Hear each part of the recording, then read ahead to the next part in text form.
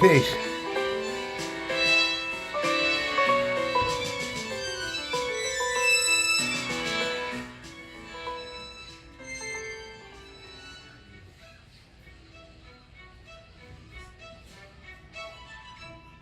All right. Peace, everybody. And thanks for attending. All right. You know, a few years ago, I did a video about the Jupiter-Saturn conjunction. This is a big deal in astrology. Okay? There are whole systems of astrology based on the mathematics of this alignment, this SYNOD. So, I've always conveyed to my students that these things, these planetary motions have a lasting effect, which should be acknowledged by everyone by virtue of the fact that we emulate what indications are given by the planetary stations in our birth chart. Okay? And being fascinated with that phenomenon, I jumped into looking at the most powerful feature of any astrological observation, which are the aspects, and particularly the conjunctions. And the synodic cycles of planets, you know, these things are universal, and they mark waystones or like guideposts through your life, no matter who you are. For example, we all have a unique set of planetary alignments in our birth charts, even though there are thousands of people born on the planet at the same moment as you. Just your place on the earth, your solitary, the space where your mother is and where you are, is shared by no one. So just a few feet matters. I mean, just imagine, you're throwing something, you want to hit a bullseye, and it's a half of a degree off. But what you want to hit is 50 miles away. So by the time it gets to 50 miles, it continues to separate your way off the mark. You see? This is why we strive for accuracy. Right? So when we look at a synodic pattern, we're looking for an exactitude. You know, we want the exact to the second of arc. And I mean the degree, the minute, the second, and if you can get into sub-seconds, you know, like it really matters, right? But this is what you're striving for. Perfection, right? In the mathematical calculation. Because this is the only place man can achieve perfection, right? In his calculations. So, with that regard, we look at the alignments, the position of the chart on December the 21st of 2020. Now that was a long time ago, you know, but I'm doing this video to show and prove that to a particular mundane astrologer who wrote me and said you can't use birth techniques and birth measures, native genethliacal considerations when you're doing mundane astrology. And I told him, I said, what would make you think that? That's what I'm doing. Because I'm thinking he's talking about delineation. And he said, because you because you can't. Mars for the collective is not necessarily Mars for the individual. You understand? Jupiter for the collective is not necessarily for every single individual. So I think he thought I had that confused. But what I wanted to, he continued to argue, and I told him, I said, look, man, timing of life processes unfolds on this earth with our measure. In other words, if we're going to use a specific ratio to measure events in your own personal life, right, then the events in your personal life are the mundane events to the people that it isn't happening to specifically. I mean, I hope I'm conveying his thought, right? The timing mechanism doesn't change. There's still 24 hours in a day. whether you're dealing with a political observation or a human or biological one, okay? This is my logic. So because of that, and I don't want to mention his name, okay? I'm not going to mention his name because he might take it the wrong way. You know, people might try to make something of it. But here, you see the whole thing? I use the Chaldean stack. Let me explain to y'all what a Chaldean stack is. All right? I explained it before, but I assume there's new people here. So what you have to understand is that we're using 12 twelfths of the ecliptic here. And therefore, every sign, regardless of its nature, astrologically, its temperament, its quadruplicity, its triplicity, and any keywords that you want to attach to it, every sign is 30 degrees. Exactly. All right? That is 0 to 29.9. All right? Or 29 degrees, 59 minutes, and 59 seconds of arc. Tune that 59 turns into 1. That minute is kicked off and that degree 0 starts. There's no 30 degrees. Now, there is in the European system, I believe. I think I read a book a couple years ago that talked about the European system or the English system of keeping charts. I'm not an expert on everybody else's stuff, okay? But they start at 1 and end in 30. The principle remains the same. The first year of life, you don't call yourself 1 year old, right? You call yourself 1 year old at your first birthday. But the day after, the second, after your first solar return, you're in your second year. Contemplate that for a minute, okay?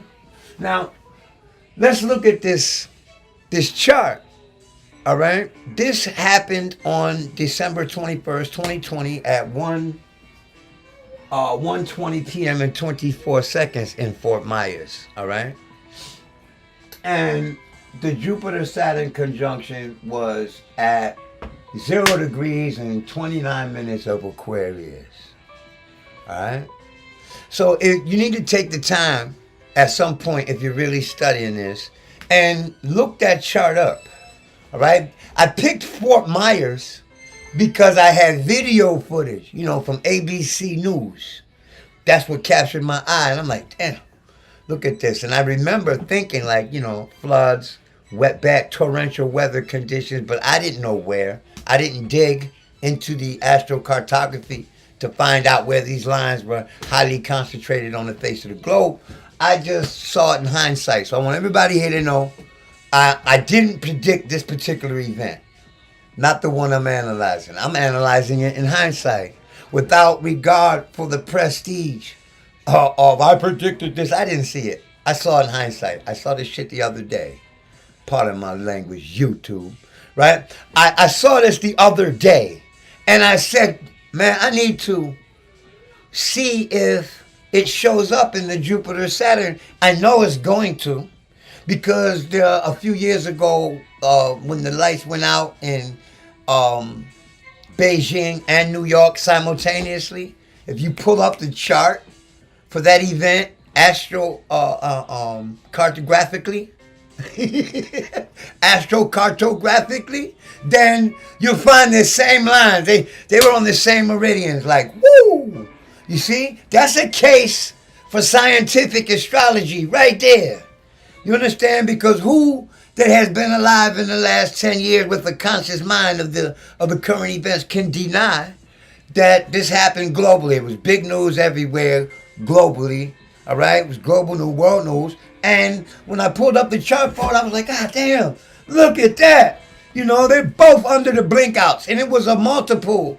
Uranus was involved, of course, because the lights went out, right? And Saturn and a few other things. And both of these markets experienced it simultaneously. All the conspiracy theorists ran with it. And the Most High, which is in our skies, right? We can see with our eyes. The Most High stuff in our environment told us that they were under the same planetary energy. See? All the technology in the world ain't gonna win that argument that astrology ain't real. All of the scientists who behind the scenes study astrology. Cosmogonies from ancient cultures and figure out new terminologies. This is our legacy, and we gotta keep that. We gotta keep it tight. Because we don't have governments backing us, and we don't need it. In the age of Aquarius, think about that. Oh, don't let me get out the way. But this Jupiter-Saturn SYNOD, I measured it years ago. And one of my students said to me, I got to find this notebook, man. I don't know why I can't do it right this second, right? Let me think. One of my students said, I measured that trine cycle, Rob. And it isn't every 60 years. He doesn't realize that the geometry of it is based on the number 60, man. So, but, and I know he watching right now. That's my man. I'm going to scream him out later. Alright, where is it? This is what I was looking for. My man Zeus, I wanted to show him this. Peace to the God. Well done, my son, on Instagram. Yeah. Here it goes. Okay. I resent that I'm not able to keep my notebooks in mint condition. But these raggedy joints, it's a real old book, right? I did a lot of measures in here. This one in particular, I gotta show y'all because I read this book called The Astrological Biography of Ibn Mashallah, or The Astrology of Ibn Mashallah. Okay, I gotta go find it in my pile to know the exact. But that's what it is, about an astrologer, Ibn Mashallah. So he talked about how he used the Jupiter-Saturn cycle, and they have these mandalas. You can look up the Jupiter-Saturn mandala. See all that flashing, all that stuff, man. You could just Google it. I'm not going to do that. I'm just going to tell you, the geometry of this cycle is impervious to any kind of criticism from skeptics and anti-astrologists alike, right? When I get done here, there's going to be no logic, no logical debunking. I challenge anybody in the world, okay? Harmonics is just totally, upon which this science is built, is just absolutely sound. And this is the most scientific. Astrology is based on pure observation and record, undeniably. Okay? You see? They want you to stop believing in it because the ancients in the old order of the world is based solely upon its template, man. Okay. Blue is, let me make sure I got my stuff right. Blue is water. Orange is fire, of course. Green is earth. And I had to use pink at the time for air. All right? Because when the sun rises, the air is pink. How you like that? All right. You see this? This represents Saturn and Jupiter conjuncting. Right? I went back to 1444. Is that right? 1444. Right? To see how this cycle works visually, to give my students a visual. All right? And from July of 1944, when the first conjunction occurred. You see that? And I ran it. So I color-coded it. And when it makes its transfer into the next element, I use the color to do that. You see? And some of these cycles are like 140 years long. There are 7 conjunctions in the water signs here. You see that? And there are fewer in here. And the transfer here and here is similar. And each one of these blocks represents like 20 to 21 years. See, it's not an even span of time. And nothing in an elliptic operates in a constant circle at a constant speed. Nothing in an elliptic at point C. You see? You're in point C. And it's going in an elliptic. It's not going to operate at the same speed. And if you're outside that circle or inside that circle, at some point, you're going to come closer to that body and it's going to appear to be moving faster, like when you're standing on the highway. You know? You ever been to the racetrack?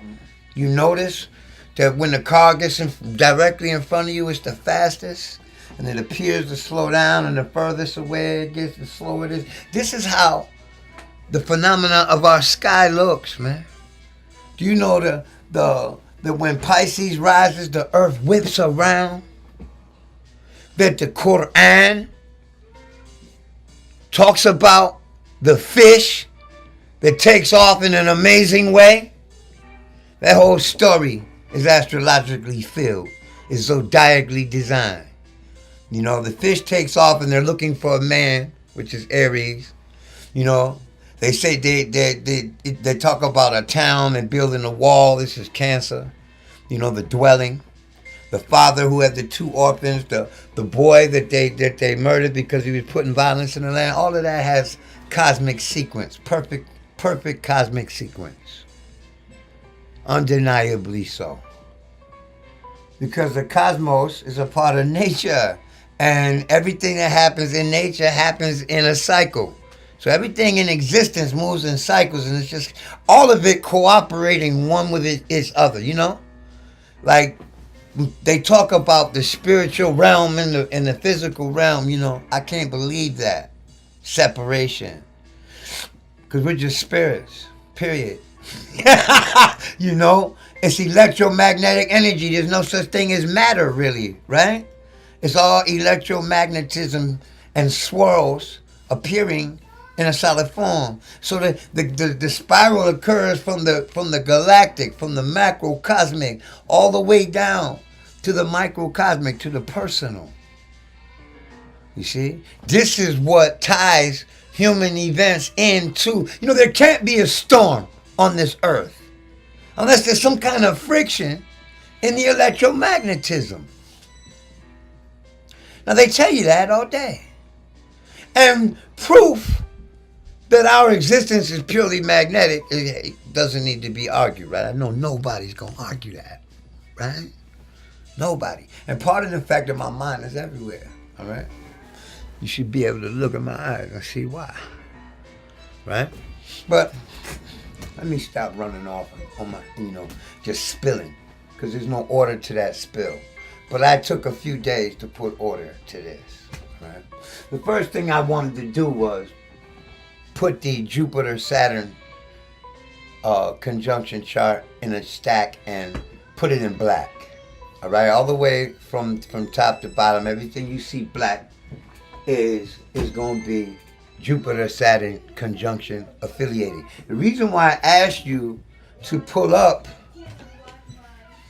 your own chart of the matter and gave you the date, right here. 12/21/2020, 1:20 p.m. and 24 seconds, because I don't know how clear your vision is of this on this screen. I don't know how sharp the resonance or none of that, right? So it'd be best, if you really want to see what I'm talking about, to pull up the chart. This stack is like an aspect. It automatically shows you how close the aspects are, right? And circles are boring to me now. You know, they even got groups on social sites on here. They tell you you can't do stuff like this because they want you to put it in conventional form, And I don't have a problem with that preference, but I do this in my head, right? I'm putting this. This is how I see it in my head, And I'm looking at the relationship between the transit sky, which is the red that you see, okay? All of this red, got to be like a newscaster pointing at a blue screen in this camera. You know, all this red is the transit, is the moment, is the morning of the storm at Fort Myers, Florida. All right, right here. 6/28/22 at 3 p.m. That's what this chart is. All right, and believe me, that was arbitrary. The 3 p.m. was arbitrary because the storm had already taken place, and I had already seen a report. And actually, this is the transit of my realization or my reception of the report on the internet, or from off the internet, basically. Okay, so it was 3 p.m. and I saw people's, for miles. I saw the ocean. I said, "Damn, tsunami." Because, I'm sleeping in the day. I'm up at night dealing with students. I'm early in the morning, so I take my nap in the day, right? And I wake up to this. So I pull up the December 21st, 2020 at 1:20 and 24 seconds p.m.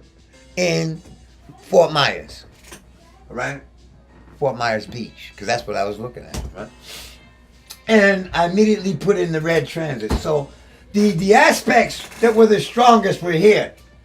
In the 18th degree, the 19th degree, and the 23rd degree. All right? Because the Jupiter-Saturn, I just want to call it the SYNOD chart right now. Okay? Because it's all those words just killing me, right? In the SYNOD, the 18th degree of Pisces was holding Neptune. All right? Neptune was at the 18th degree, and I think that's the 18th minute. I don't know. My handwriting. Okay, it's in the 18th degree. All right? And I take into I think that's 18 minutes of arc. 18 degrees and 18 minutes. So I take into consideration first the Duad that it's in. That's the 8th Duad. Okay? That's the 8th house of Pisces, which is Libra, an air sign. And the reason why I take that into consideration is because I use dispositors from those subdivisions, And this is the subdivision. A zodiac sign is 1/12 of the ecliptic. Do you get that? Okay. So, in this mathematical format, I'm not going to argue with you 13ers. I'm going to just tell you I'm using the 12th harmonic thoroughly for this. This whole examination is 12th harmonic organized.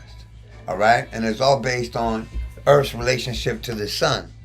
And this is prevalent in the Surya Siddhanta or the Brihat Parashara. Some one of those books says that the signs belong to the sun. So therefore, we're going to use the measure. And do you know in mathematics, the mathematics of a ruler, right? The king's measure, they use 1/12. And the king, that's the sun, right? And people want to give credit to the English for the invention of this measure, but you find it in South America thousands of years with the metric system before you find it anywhere else in the old world. Anywhere. Okay? You find it in the Americas first. All right? So that solar measure has its equal with the metrics. Metric is 2.5 centimeters equals 1 inch. So what equals the sun 1 month, 1 unit, is the moon in 2.5 days on average. So the metric is from matrix, which is the moon, and the king's measure, which is royal king, is the sun. Do you get it? So the whole measure is sun, moon, oriented. Yeah. Which, I saw a very good documentary about how the Egyptians discovered the centimeter by using a drop of water on a granite slab and found it to be consistent. That specific unit of measure became the centimeter. All right? And while that sounds good, it hardly justifies how the 12-inch foot was used along with that. On the very same monuments. Like one side of it is done metrically and the other side is done solarly, right? But anyway, that was a tangent I ran off on, right? Here we go. So I looked at the 18th degree And because that is the 8th Duad, I'm thinking like 8th house. Right? It's like I could take this entire number line and put it in Duads. I should write that down for y'all. Okay, you look this up. Garbage.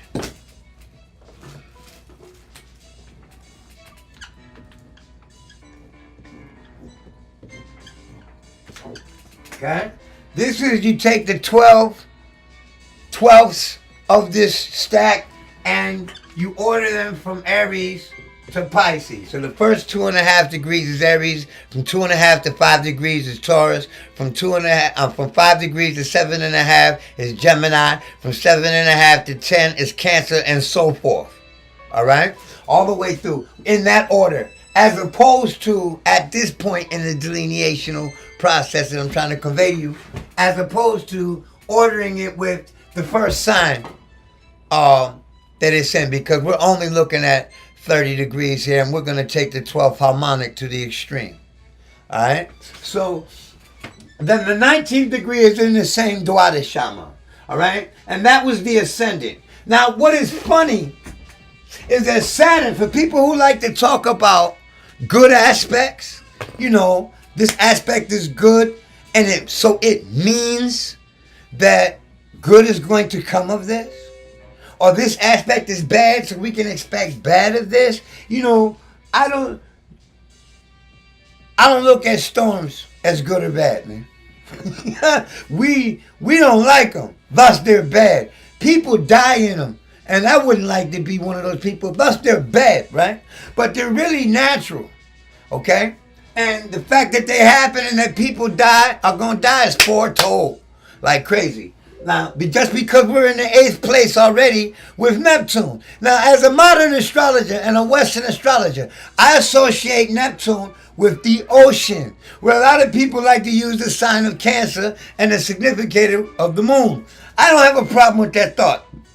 I'm not outside of that logic, but entirely. But you know, I keep my foot in the circle, and then I let my other foot feel outside of this circle, okay? So I'm outside of the circle with this regard, that we can apply any rules of astrology anywhere. All right? So when we look in the Duad, we in the 8th place.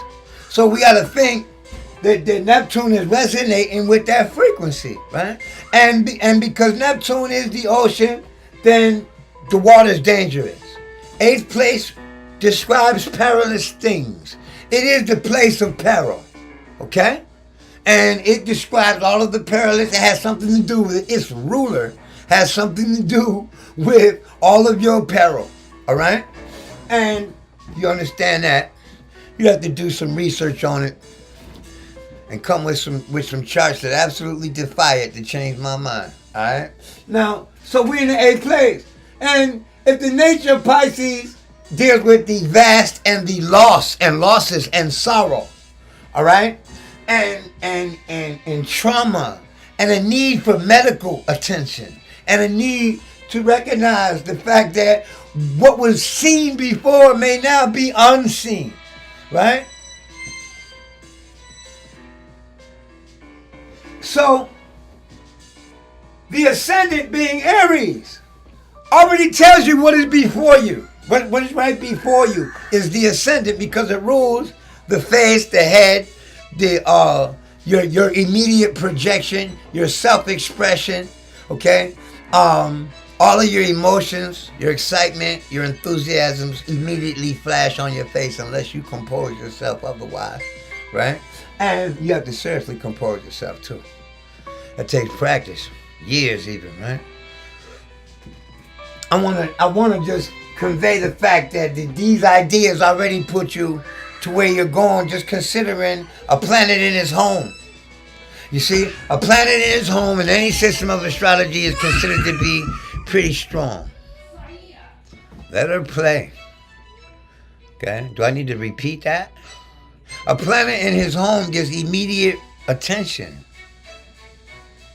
in any system of astrology that uses the planets as significators for events. All right? So I'm looking at Neptune as the ocean and the fish, all right?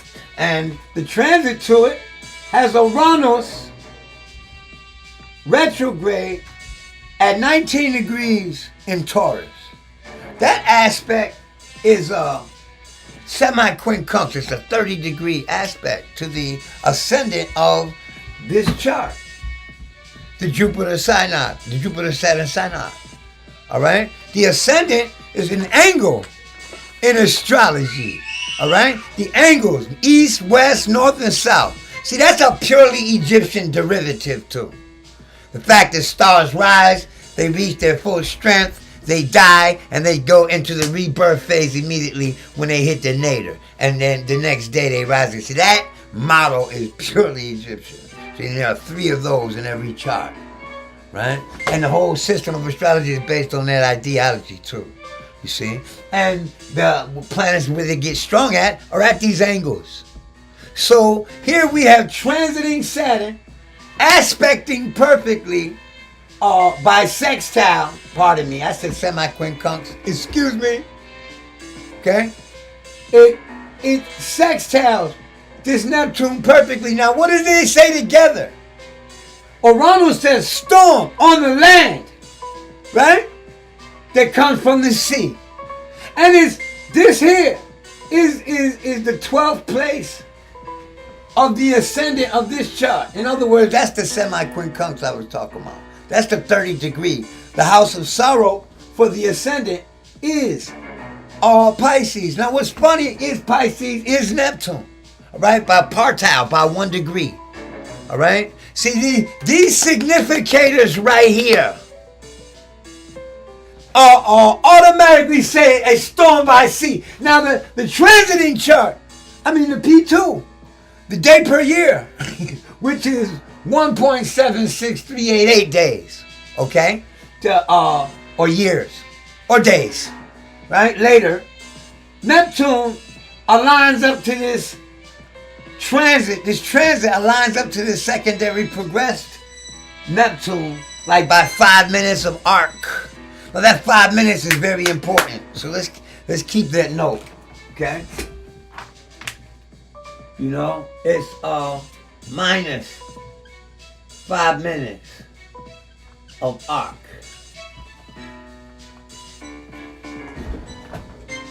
Okay, that's 5 minutes of arc is very, very, very significant, man, because a minute of arc is 1/360th. Pardon me, a second of arc is 1/360th of a degree. And when we're talking about secondary progressions, we're talking about 1/360th. Fractals. So, 1 day equals 1 year, right? Boom, boom, boom. Do the math. So so when we look at the position of Uranus and Taurus, we say that is a storm on the land. Okay? And the fact that it's retrogrades or forward, I don't care. Or direct. All right? It has to be hitting something 3 times in a row now for it to count. When somebody says to me, what does a retrograde mean? It means that this planet is going to make that aspect 3 times in a row. Well, that doesn't normally happen. That's what it means. You know, an astrologer knows what I'm talking about, right? But to say that simply because it's retrograde is different, I am of a different logic than that. Because I see major corporations that were formed hundreds of years ago, still more than 100 years ago, still standing, that were formed in retrograde cycles, in retrogrades, that the retrograde planet indicates the nature of the business that they're putting into the world. Okay, but you know, and I got this from the Magi Society. All right, so it's old news too, more than 20 years old. The Amtrak was started in Jupiter retrograde. Ma Bell was started in the Mercury retrograde. General Electric was started in an Uranus retrograde. So these things being the case, I can't say that retrogrades are bad because they ain't never been bankrupt that I know of. And if they have, they're still here nonetheless, right? So I can't logisticize the idea that a retrograde means anything more than a repetition of aspects. right? 3 of them, to be precise. Now, they're all per retrograde, right? And depending on how long they are, and your natal promise between those 2 planets that are connected by a retrograde, in a retrograde, by aspect, those 2 planets in your birth chart will tell the nature of your retrograde. Right? Now, I want to tell you how this is true for every aspect, right here. Right here. You see this? In the Jupiter-Saturn SYNOD, Mars and Pluto were conjunct. In the sun, pardon me, they were perfectly square. Right? They were square. All right? And that square, they were conjunct here in this number, in this stack, pardon me. They were square by placement. Mars was in Aries and Pluto was in Capricorn. This same thing came into activation within, in the secondary progress chart, within an arc of 2 minutes. So this is minus 2 minutes of arc. Right to a right in exactness. All right? 2 minutes of arc. You have to take into consideration now that is 2 360ths or 2 180ths. Right? Or 1 180ths of a degree, man. So these things here, the ancients didn't even, the very first astrologers didn't even take into consideration geometric exactitudes. Okay, as the science of mathematics was expounded upon and made available for people to expand with it, then so did the degreeage come in, as aspects come into play, you know. And they like to give the Greek civilization credit for that, the Greek astrologers credit for that, but you know, everything they did, they said that they got from the Chaldeans and the Egyptians. All right. So you got to know that they was using this long before written history was in effect. You know, this whole science of Jupiter and Saturn is a 60-year cycle, 60-degree cycle. Really, right? Now how it moves, it stays in each trine for about 3 times, right? Sometimes more, right? But the geometry of it forms perfect trines that follow each other, and they shift by about 5 degrees every time. You see, by about 10 degrees every time, pardon me. And that you can neatly fit the 3 of these into 20 years. And I wonder if the Mayan measurers and astrologers would have that in mind, because of the way their cycle shifts backwards and they use units of 20, 13 times 20, right? And to get that 260-day cycle that they have involved with their Venus, with the Venus synod, right? This shit is based on the Venus synod. You see, if you understand them cycles, you begin to see mathematical dynamics at play that you don't find normally in an astrology book, in a Western astrology book. Like planetary phases, basically, is what the Mayan whole mathematical structure is set up on. And that 260-day cycle is 263 days now. But regardless, it is more accurately 263 days. Right? But they use that round number, 260, because you can calendarize round numbers. And if you study how it's scaled, it's like they're weaving the moon and Venus, which shows up later as the star and crescent. But they're interweaving the moon, that 13 cycle, and the heliacal rising and the heliacal setting of Venus, and what else? It's retrogrades, I'm sure. You look at how they wrap that 1320 and how they keep it going out. Eventually these numbers concur. All astrological systems are based on constants, All right? I'm going to demonstrate that too after we do this, right? But let's go back to this Mars, Pluto, perfect square. This is an indication of violent death, okay? It is also an indication of medical facilities being needed on the spot for the general public, because Capricorn deals with indications that deal with the people, right? Deal with the public and the administration of the public. In situations like this, they call on the administration for remedy, right? So this was emergency remedy administratively, and the lives were taken. People died violently, okay? This is compounded by transiting Neptune. It is perfectly aspecting it here. So you gotta understand, the ruler of the ascendant is Mars. And it is in a what they call a tension relationship with Pluto. So there's no doubt that these being repeated at the same degree, well, you know, they say that these outer planets don't move very quickly. But now they're within 2 minutes of arc, and you could imagine when they become exact, they're coming closer and closer. So when they become both at 55 or 56 degrees, 56 minutes of arc in the 23rd degree by progression, that'll be another event we can look for, because we see it being activated by the transit and is activating the natal place, right?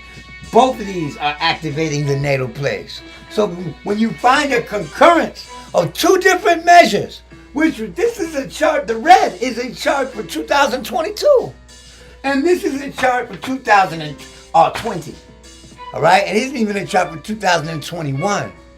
It's 1 day and 1100 minutes after the conjunction is the chart that we're looking at. Okay, the green one. For those who confused. And let me look at these questions for a second. I'm going to slow walk y'all through this here.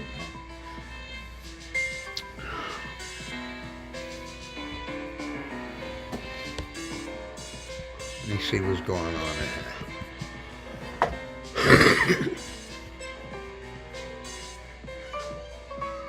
Ninety. Low key. Sapte. Sapte.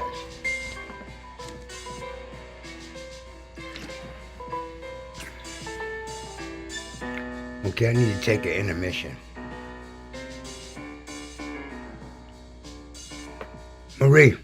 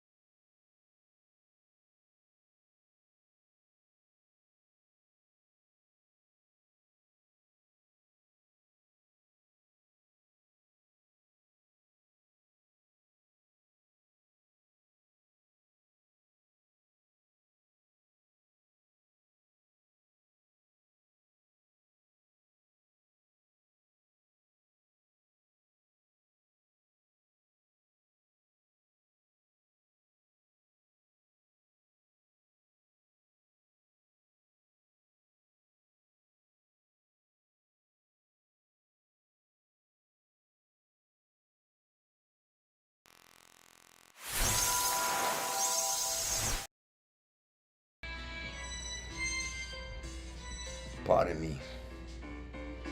Alright? You know, these things ain't rehearsed. You know, real TV.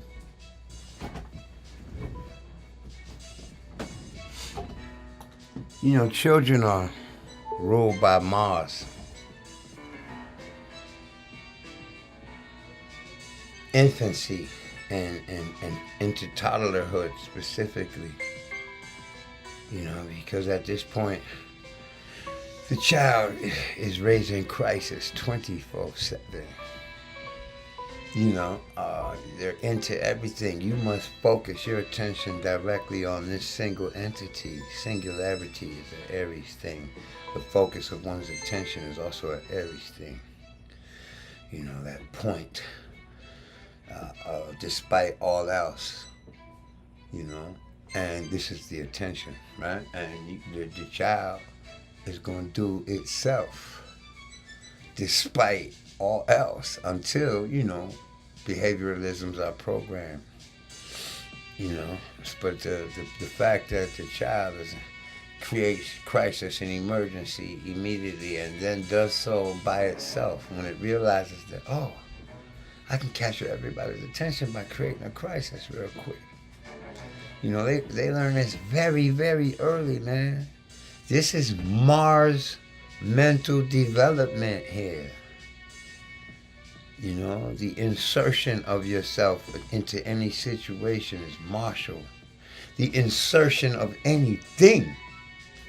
You know, you stab someone, you poke someone. You know, you point in a specific direction. You pulling all that focus into one point at a distance. It's the same thing, man. So you got to be able to think symbolically to see the relationship there. This is where scientists, man, in their linear conceptualization of reality fail to twist that line into a never-ending spiral. You know? You have to be able to conceptualize why these things are. Like, for example, no culture and no one would dispute that a child is incapable of anything other than utter selfishness. Well, selfishness, whether permissible or not, is still Mars, man. You know, in its rawest form, the child inserts itself into everything. Will walk right into a hurricane, man. You know, walk right into oncoming traffic without the slightest knowledge of the consequences. This is projection.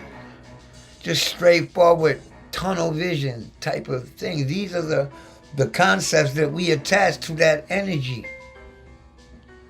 And it happens to concur with the cyclic orbit of Mars through our zodiacal divisions. Everybody, this is why they say call it the terrible twos. Because a Mars cycle is generally, without a retrograde, is 23 months. Okay? 23 times 30 months. Right? 30 days. All right? And that's a general period of time that it takes, unless there's a retrograde involved, and that retrograde may extend that 23 months into 28 months.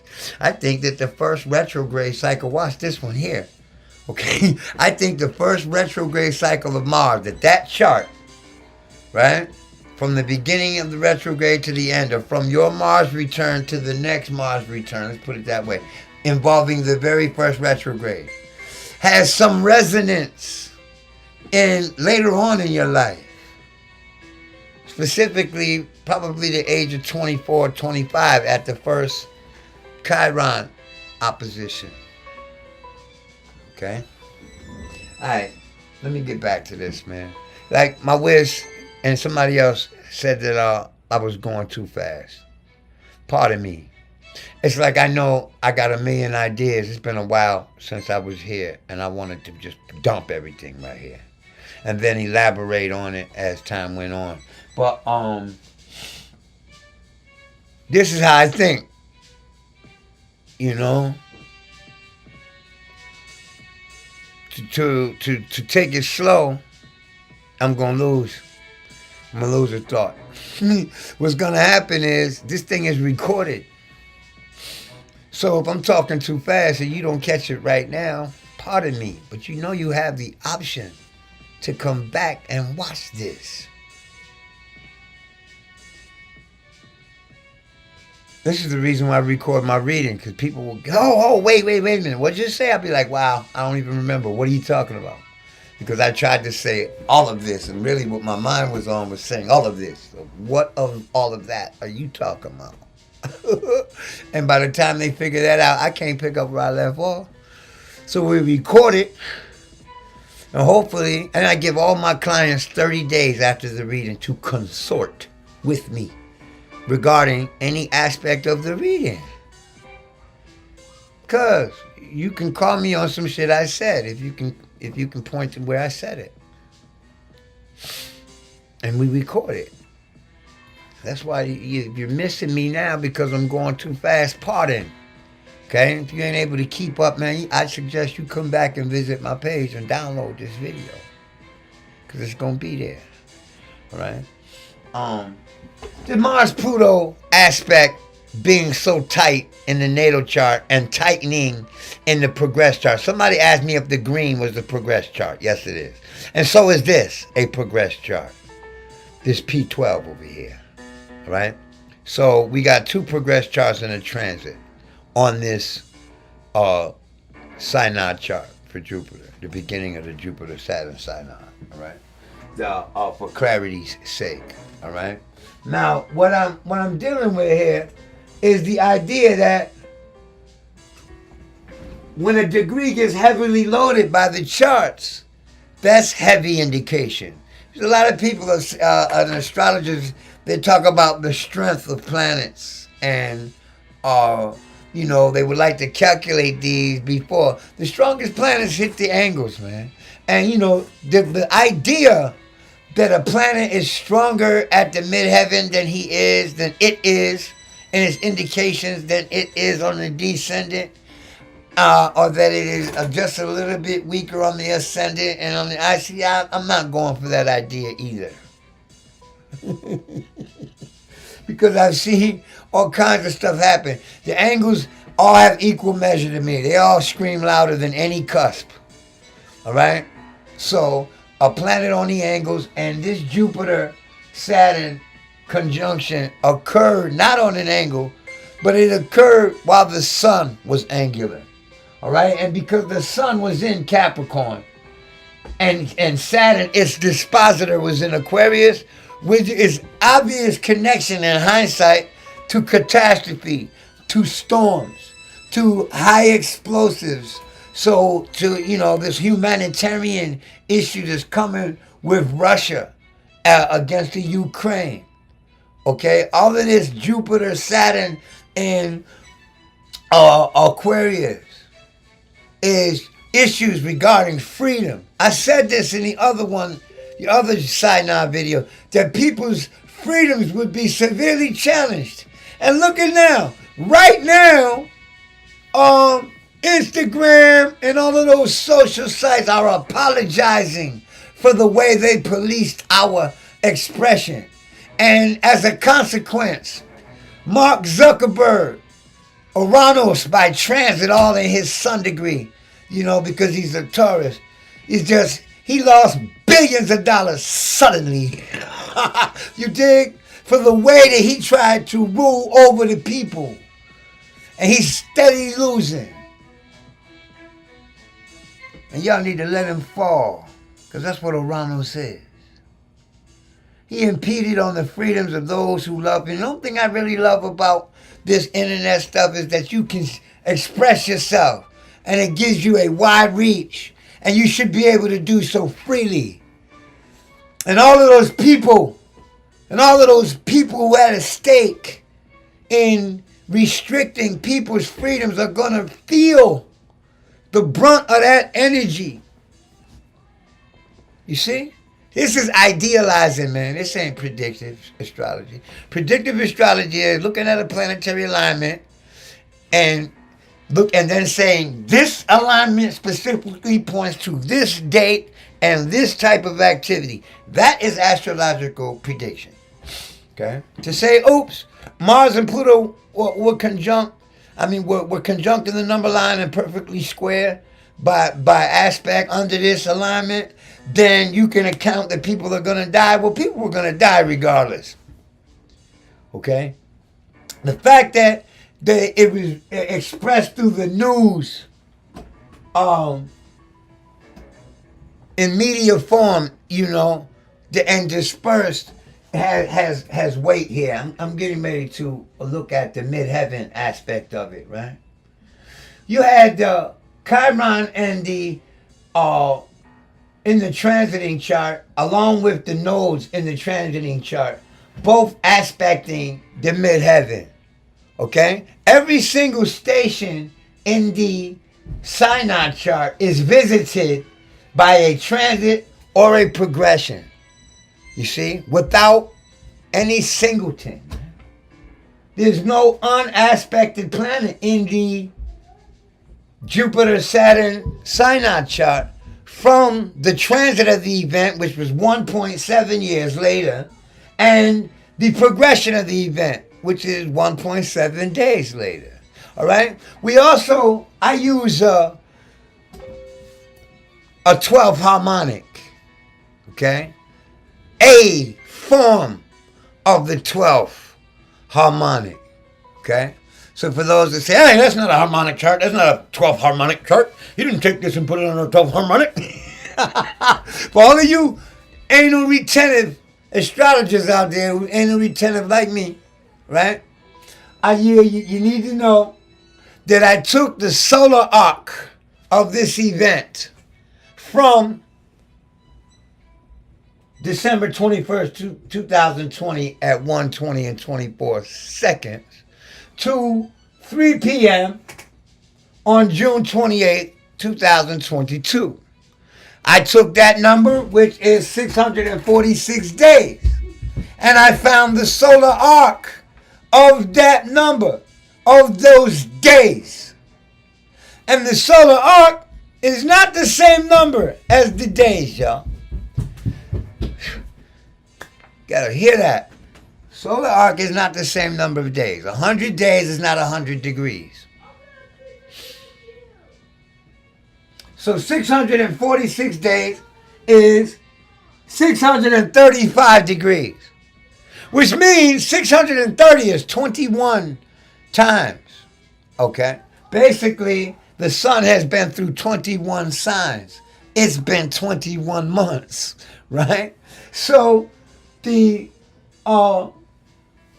transiting sun ends up at 5 degrees of Libra.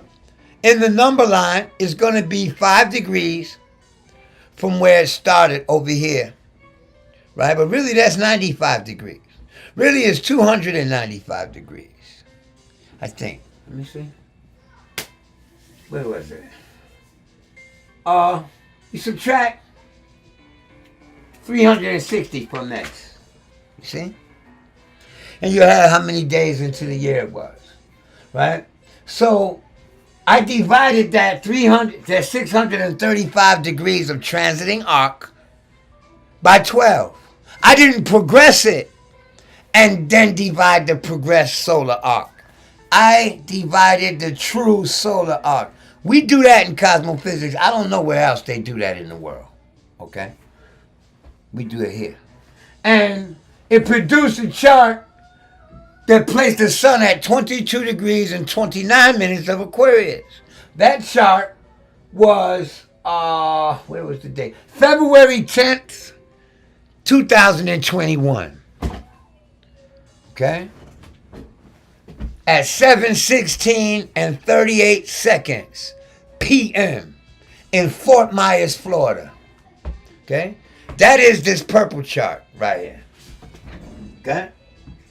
Now understand, this is a 12th harmonic derived from the idea that I looked at this in its Duads, right? I looked at it in its Duad. I took into consideration the places of the planets as far as the signs that they were in. and, perfectly. We end up with a chart that has the moon conjunct Jupiter in Aquarius, which says big water storm. Jupiter is big, Aquarius is storm, and the moon is water, okay? A lot of homes were demolished too, right? A lot of homes was damaged. Isn't that what that says? Jupiter, moon, a lot of homes, a lot of communities. A great, in Aquarius, a group of people, a mass of people. That perfect conjunction happened at the same degree as the midheaven. However, it's not the same sign. The midheaven is in Capricorn in the SYNOD chart, but that perfect aspect to it, semi-quincunx, a 30-degree aspect to it by sign, just automatically, man, triggers the things that it gives indication to. Now, understand this. When we're doing the P12, you arrive to a degree and a minute of arc. 22 degrees and 29 minutes of arc. And I'm only computing to the minute. I'm not going into the seconds of arc, right? So I do examine the entire 29th minute of the 22nd degree of Aquarius. And I can't even understand that was 23 minutes and 43 seconds of chart motion. That 23 minutes and 43 seconds, if you multiply that by 12, that's how much real lifetime that is. That's 4 hours, 44 minutes, and 36 seconds of real lifetime. Okay? So in the course of 4 hours and 44 minutes, almost 4 hours and 45 minutes, okay? You want to round it off and make it simple. This chart, this purple chart, moves. In all actuality, we're only using 23 minutes and 43 seconds, but it examines approximately 5 hours of real lifetime. So I looked at that 5 hour period, or actually that 23-minute period. I passed the whole arc of rising and setting to see. And what occurred in that motion was Saturn at 27 degrees of Aquarius, pardon me, at 6 degrees and 27 minutes of Aquarius. There were 6 planets in Aquarius with Saturn, okay? You had Jupiter and Venus in Aquarius. So here it goes, a mean conjunction between the benefics and the traditional astrologers. What? Jupiter and Venus give an indication to a catastrophe? Oh my God! Here they go in conjunction. This ain't no lottery win, right? It says lottery win, don't it? There are many people that are going to benefit from this catastrophe. That's what that also points to, okay? But people are going to make money, you see? All of the construction firms and all of the reconstructive firms and all of the power companies are going to benefit severely by this motion here. You dig? The fact that it even hit the mass media easily now, that news took off, right? Is given indication by Venus, and because Aquarius represents networks, represents the internet, represents the humanity, right? So this also talks about the sudden financial losses that hit people by way of their real estate situation. By the overwhelming torrential current of water is what this says. And it's aspecting the midheaven. Now, I just told y'all that the angles are important. So the first thing I look at in any chart comparison are aspects to the angles. To the midheaven and the AC automatically include the descendant and the IC, which a lot of charts don't automatically do. So you got to train yourself to, whenever you're looking at the midheaven, to automatically know that it is a polarity that is in the exact opposite sign, the exact opposite degree. Because any aspects to these points are descriptive of phenomena. Not your mental impulses and your emotional responses. You're trying to describe the environment here, not the individual preferences and the individual mind states. In order to personalize this whole thing, you got to put your birth planets on this same number line. First of all, to understand how the Jupiter-Saturn SYNOD affected you personally. And this disposition was also not to just prove to a person that we could use genesiological techniques on mundane events, but was also to show people that this has a footprint. This cycle happened in 2020, at the end of 2020. Here we are, close a year and 10 months to when it happened. Maybe 9.5 months, okay, to when it actually occurred, and about 9.5 months, right? And this thing is going to continue to ring, to chime, to events way down the line. So, in order to use this in hindsight to make future predictions, what am I looking for?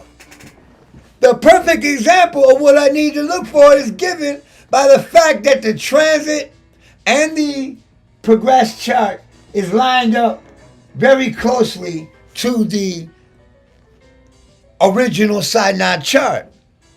That I can now fast forward the transiting chart and the progress charts, right? And look for comb through the motions over the concurring days, and with a knowledge of how often they connect by progress or by in their harmonics, then you automatically can start to reason and rationalize that when 2 or 3 of these angles get overloaded again, it's going to happen. Now, like I said, it was 3 o'clock in the afternoon on the news clip that I saw. So that's what I used the chart for 3 o'clock in the morning. But this here, for 3 o'clock in the p.m. But this examination takes it from 3 o'clock backwards, okay? And you have to understand, I went 4 hours backwards to see what occurred over the hours, because it didn't happen all at once. But we're snapshotting this. This snapshot doesn't illustrate the motion of the moon, okay? In the course of 5 hours, the transiting moon moved about 2.5 degrees, right? So if you see that the transiting moon, where's it at? It's up here at 10. That by the time it aspected the midheaven, things came to a calm. When the transiting moon came to where the P12 moon was. See, that P12 is a division of time into 12 and finding the solar arc for that 1/12. Okay? The perfect solar arc will bring you the perfect chart. All right? Now, so I use this here, that how Jupiter visits the midheaven and makes it a big affair. We all know that the midheaven points to what is going on, what happened. Okay, how were you feeling, or what were you doing is the ascendant, and what was going on is in the midheaven, right? And how the people that concur or are against you are responding is described by the 7 cups, and what it's going to be like at home is described by the IC, right? So when I looked at the transit, I saw by concurrence that the transiting midheaven was 22 degrees. The IC was Aries when I pulled up the chart for this event. And I did the progression afterwards. The progressed MC, the secondary progressed MC, and the secondary progressed IC concurred perfectly with the transit for 3 o'clock. That's crazy. So that wasn't done on purpose. You understand? These concurrences are the reason why can't no scientific jargon kicking individual with their little questions that are baseless. They're not based on education. They are purely based on speculation and doubt, without any foundation or investigation to found, or any sound information to dispute what is being presented. You see, we got perfect mathematical correspondence here. Now, what are the chances that exactly 1.763888 years later, the chart for 1.76388 days later perfectly describes, according to thousands of years of tradition and mathematical alignment? You dig? And when we say perfect, we mean within an orb of 1 degree. See, anything within 1 degree gonna get it, man. Because fire ain't got to touch you to burn you. Okay? You could be burnt through the stove, leaning on a frying pan, grabbing a frying pan that's scorching. See? Fire ain't got to touch you exactly. So it's the same thing, same principle. Anything within 1 degree of sound to me. When you're talking about orbs of 13 degrees for the sun and things of this nature, you're talking about larger scales of time. I would only use a 13-degree orb for the sun if I was measuring something 1,300 years ago, man. You see what I'm saying? Then, what, I'm 2 weeks old? You know, I can't, you can't be mad at me. So, but I can't use 13 degrees in observations like this. And we don't need to. So anything within 1 degree is good. And 2 degree is still smaller than your standard. And let me tell you what these orbs do that I'm talking about. The orbs allow astrologers to approximate. You know, well, the sun was within 13 degrees of it. Do you know by progression, by secondary progression, 13 degrees of the sun is 13 years? So if you're going to use that, then your whole delineation has to describe a 13-year process that unfolds in the order that you describe it, man. See, if you don't do predictive astrology, you cannot even begin to imagine the absurdity of believing that can happen, or believing that it's that pertinent to a person. A person has to be extremely cognizant of their life processes and have an extreme retention of such processes for you as the astrologer to be able to point to a 13-year trend in your life and then be able to describe the regular. Do you see the impracticality of all of this, yo? And if you're using 13-year gaps, then you could be 13 years off and anywhere within that 13 years. I think that is absurd. Okay? With all this modern technological measure that we have that the ancients didn't have, but they based it upon principles that allowed them to bring it into being. You know what I'm saying? Like they maybe they were using electricity, maybe they weren't, but they had sundials. You see, they understood that. You know, I hear or I read in these ancient Egyptian astrological texts and the ancient Chaldean texts and the Vedic texts that they have, and in American Indian Cherokee have their, you know, the calculator of the of stars is the title, the royal calculator of the stars, you know, and these dudes was predicting the heliacal risings of stars and setting out the plans and the groundwork for the architecture of monuments that reflect these ratios. Do you think that these ratios and these things can't be used here, like pi and double pi, tau? You know, you think these things don't relate? They're using those fractals for stock market astrology right now. You see? SYNODs happening in the zodiac wheel in a Fibonacci too. That's crazy, right? So everything subscribes to that golden mean, man. You know, you can use that number too. At any rate, let me take you back to this thing here. So every station, now let's go to the actual planet of catastrophe and storms. Okay, Uranus, because the conjunction occurred, the Jupiter-Saturn conjunction occurred in the sign of storms. So by dispositorship, we must look to Uranus, which was in Taurus at the time of the conjunction. And because Taurus is the holder, is the house that and the sign that Uranus is sitting in, we have to take into consideration the placement of Venus in Sagittarius, which takes us right back to Jupiter conjunct Saturn in Aquarius. So we have a loop here. And the most elementary, I read in James Braha's book, How to Be a Great Astrologer, and I followed this advice since I read it, right? I mean, I was doing it before that because all I had was a basic fundamental understanding of how to delineate it. But he said the most basic keywords are usually the simplest, and the most basic usually describe the situation perfectly. And here we have, in hindsight, the perfect example of that. Even by its dispositor, the flow of dispository, I like to call it, right? It ends up with the Jupiter-Saturn. This says big losses because of a storm. It also says big business because of a storm. It also speaks to Mark Zuckerberg losing his money, yo. Losing all that, man. How much was that, Marie? What, 38 billion? 28 billion? 26 billion? I don't know the number. Billions of dollars, man. This talks about the massive loss, right? This squares his sun, and the dispositor of it sits on his sun. So you have to look at how the transiting sky has a contribution to make by virtue of the fact that Uranus conjuncts. Huh? What'd you say? Half his fortune.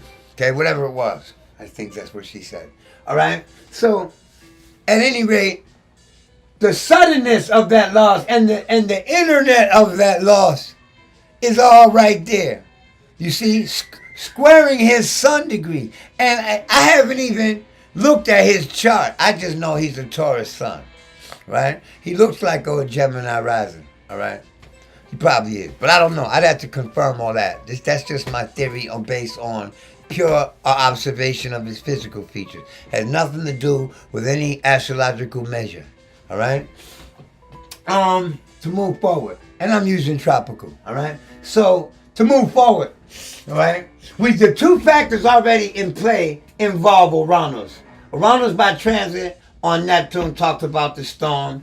Jupiter and Saturn at the very outset they talk about the storm, even though they are in two totally considered not to be in aspect any longer. They're in aspect forever until the next synod when it comes to the things that synod purported. All right? When it comes to the things that synod gave indication to. Skip the word purport. All right? Then, so, look at here. Even the relationship between the transiting chart and the progress chart, without consideration for the original chart, show influences at work here. Like, for example, all right, we're taking into consideration this aspect right here. Okay, this is another semi-quincunx, man, aka 30-degree ray. Okay, 30-degree relationship between two planets. And even though it's really 29 degrees, okay? It's really roughly 29 degrees. It's still close enough to 30 degrees to show a relationship going on. All right? So you have to consider this, and this is picking apart a chart. Picking the chart apart. The part of the chart. You see, but the fact that Venus and the moon here are in a semi-quincunx aspect, and I usually don't use Juno, right? But Juno has a place at the 10th degree of Pisces, and it was retrograde, 10 degrees and 11 minutes of Pisces. You get that? So, and Juno, I think it deals with comfort, people feeling comfort. Venus, Juno was like Hera, right? I don't even know the mythology of that shit. But anyway, it was there along with the moon. But the fact that the moon in Scorpio and Venus in Sagittarius, that talks to me to the broadcast, first of all, of their deaths, all right, of the death count. And it also talks about the people that were in boats looking for the dead. You know, people got on boats and were out there. There's still, I believe, at this very moment, days later, looking for missing folks.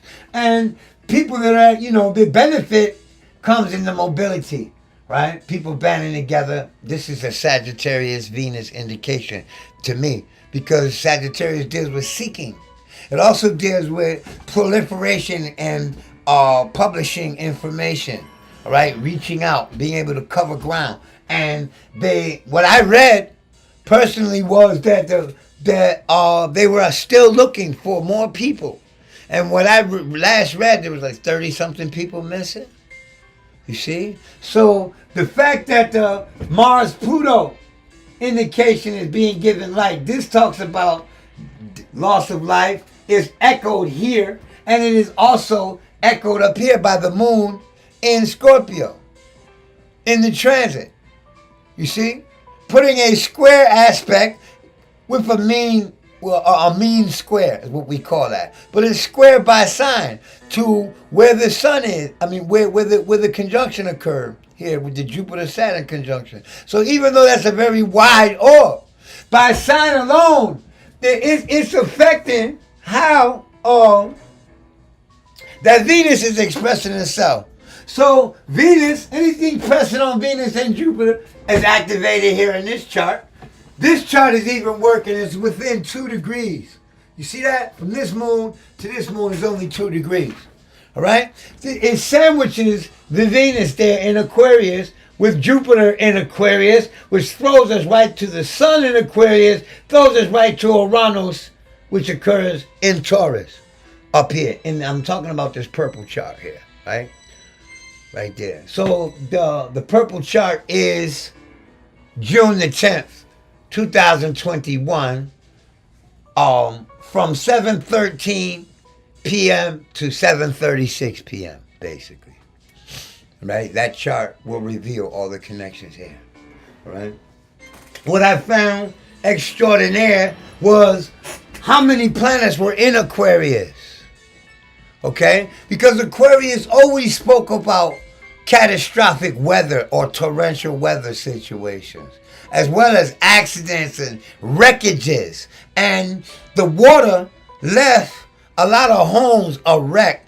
People's homes floating down the street. People's homes the front porch underwater. So all throughout the house. One of my friends lives in Puerto Rico, and I immediately thought of him.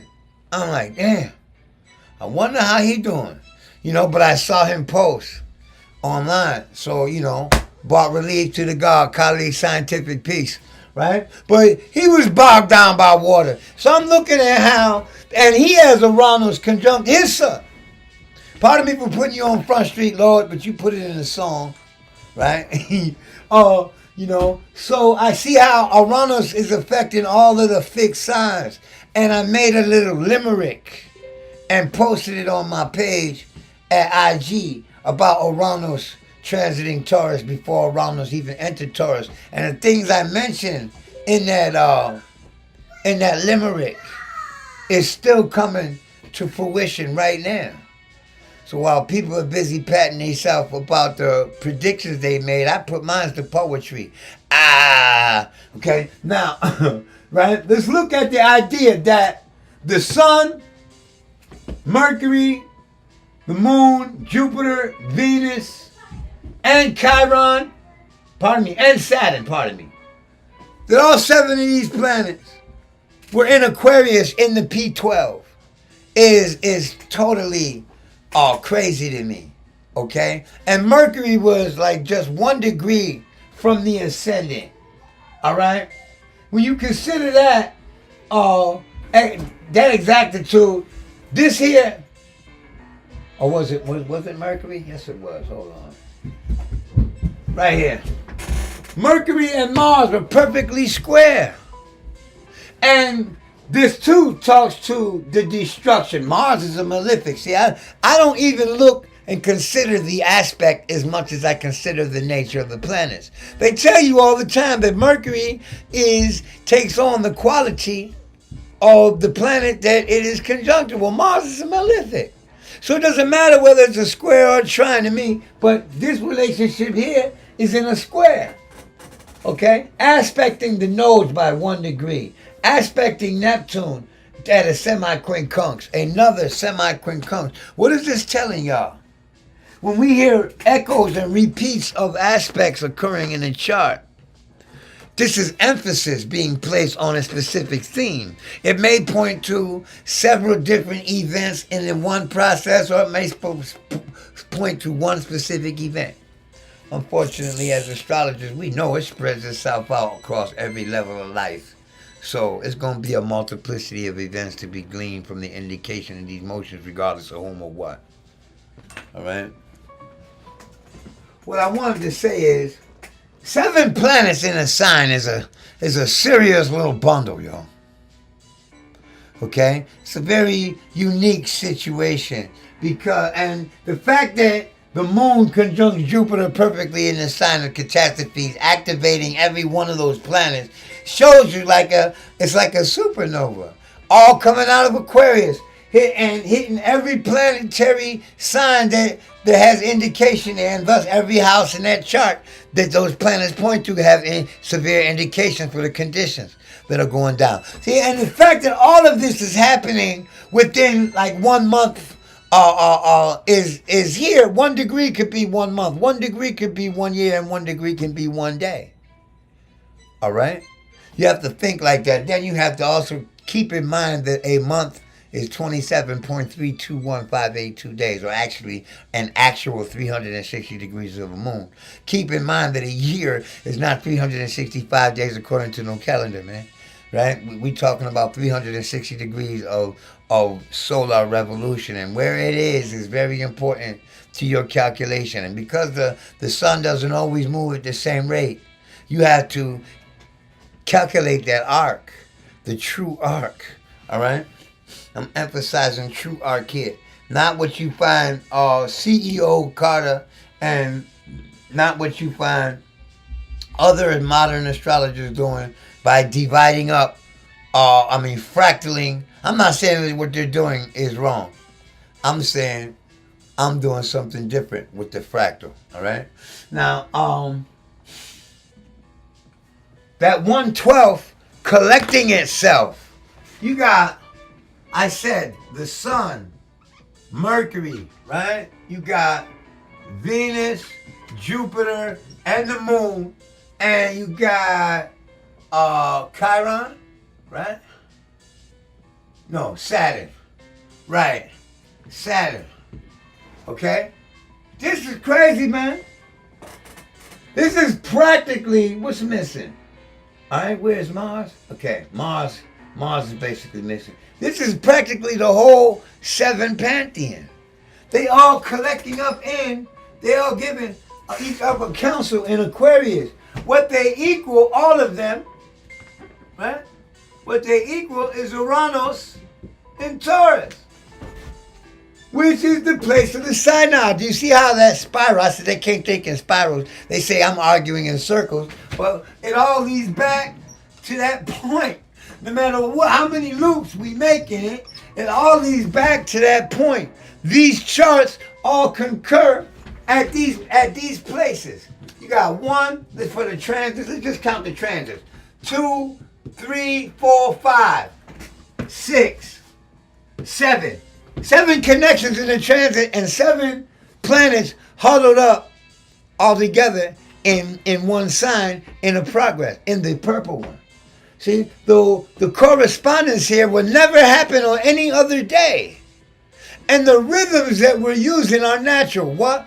1/12 of the natural solar arc of the event from the initiation of this chart. I am also sure that there are eclipse charts that you could use that don't even relate to this synod specifically, okay? That occur outside of the purview of this examination, and that they even point to this event. Because this is how fractals work. This is how time operates. Do you see what I just did? We got the primary loop of the year, which is a circle, right? which is really a spiral, right? So we got the primary loop of the year, right? Then we got the lunar months in that circle, you know? Then we got the Jupiter spins in that circle. And all of these have a common denominator, man. That great common denominator happens to roll out and into the motion of the planets, and it causes repetition to occur. You see? The year isn't a circle, it's a spiral. So each loop of that spiral is a different year. You know? And each loop around, in that one great loop, you might have 12 or 13 loops, and then you might have just one partial loop. And so using 1/12 of the fractal, not only does it create the natural harmony that exists between the signs and the sun, it also taps in to the Jupiter energy. If you understand what I'm saying. It taps in. And putting the, quartering the sign off into Duads gives you 2.5 degree spaces, which resonate with the 2.5 year average of Saturn through a sign. So these resonating frequencies can be used in the progressions as well. So this is why the P12 is what I'm calling it. Is 1/12 of the solar arc, and the chart for exactly 1/12 of the solar arc of event from the beginning chart of observation is the formula that is being used. This stuff works on people. It works on events. I mean, and in hindsight, there's no dispute. Look at how Saturn in Aquarius is sextiling Aries, Chiron in Aries, and the midheaven in Gemini. This right here creates a midpoint, a long-range midpoint. You understand? A short-range midpoint. The long-range midpoint is in Libra, okay, at 6 degrees. And the other one is at 6 degrees Aries, where Chiron sits. So in midpoint astrology, we got Chiron sitting at the focal point of the midheaven and Saturn. That midpoint picture looks like this.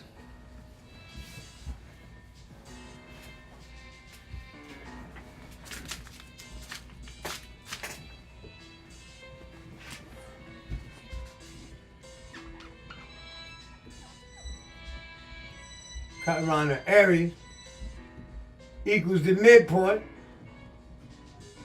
of the midheaven and Saturn. And this one is in Aquarius, and this one is in Gemini. And this here puts another focus on the malefic aspects of Aquarius, because Saturn is a malefic. So we're going to take into consideration what its malefic effects is. We're talking about loss by torrential weather, okay? We're talking about collisions, machinery breaking down, all kinds of things, right? And with this, Gemini in the midheaven puts the news right in the midst of it. Just the fact that, I got it from that, we all did, or would have, is given indication by Gemini representing reporting, right? And I was immediately concerned as to, I called my brother. He's an Aquarius, all right? And then I got a couple brothers. So another one of them hit me on the message. So I'm like, everybody's cool. Aquarius is my 8th place, right? So you have to take into consideration where Aquarius falls in both your solar and your natal, your geometric chart, all right? And to see how it is affecting your friends too, because as a general indication, Aquarius represents our social circles, right? So, and our elder siblings, those we fraternize with, okay? Our social, everywhere we network, by any means that we network, is Aquarius. So you can see Saturn taking its toll. This is why I call this the sequel, right? Because this is an ongoing chart. This Jupiter-Saturn, and it's going to be pertinent for the next 18 years, it's going to still be in effect. 18 to 19 years from now. This Jupiter-Saturn SYNOD will give us a lot of indications. So if you memorize the degrees of this chart, when you see an amassing in your observation of objects moving on these degrees, the ones that are given indication by the black station, right, by the December 21st, 2020 chart, then you can expect it. And, you know, as a student, I want you to do this, man. Put your own birth chart in there and apply as many techniques as you find anywhere to it to see. And doing it in hindsight is always the best teacher, all right? But to do it in foresight is something else, all right? And, well, earlier I said that 5 minutes of arc between Uranus and Neptune finds its balance because a minute of arc is 1/360th. The fact that this sun stands 5 degrees from the original sun, really 200 and I think it was 275. Yeah, earlier I said 295. All right, let me correct that now. Let me amend, abrogate, assert, correct. That it's 275 degrees. All right, 1 year and 275 degrees, which comes out to 635 degrees. So it goes evenly through the almost one entire Mars cycle. Yet, by progress, the Mars placement in the synod got even tighter in the progress and was triggered by Neptune's aspect. See, this is what aspects do. They trigger. You remember those little music boxes that had spindles in them? And the spindle would go around, it would pluck this comb, and thus the little tinderbox music would come out of it. The way they set those little prongs in that little spindle box is what determined what note was going to hit low. Look at your little spindle box spool right here. Here goes your tinderbox spool right here. This right here, your birth chart will resonate along with it just like anything else. And especially if you have planets at 27, 23, 19, 18, 12, 7, 6, 4, 1, and 0 degrees.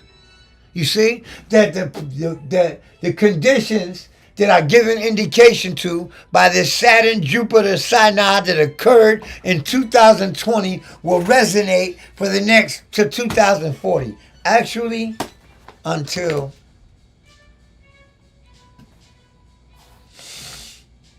yeah, 2040, the day after my birthday.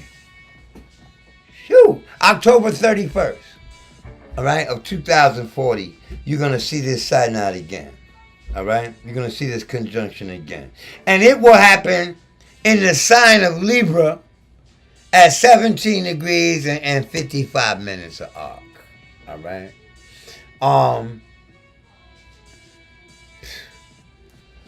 I had planets at 17 degrees already, so I automatically consider what dynamic that could have. But I got to do my measure first before I reach any conclusions, you know. Just the fact that the 12th harmonic sound, Neptune on the 12th harmonic, is aspecting the ascendant. And transiting Mars, when did I see the moon? The moon was in contact with the ascendant perfectly in one of these aspects. So I need to find that, right? The ascendant was 19 degrees. The transiting moon, was it? What was that? Where is it at? Skippy.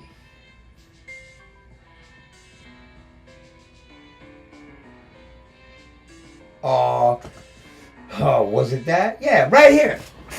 Okay?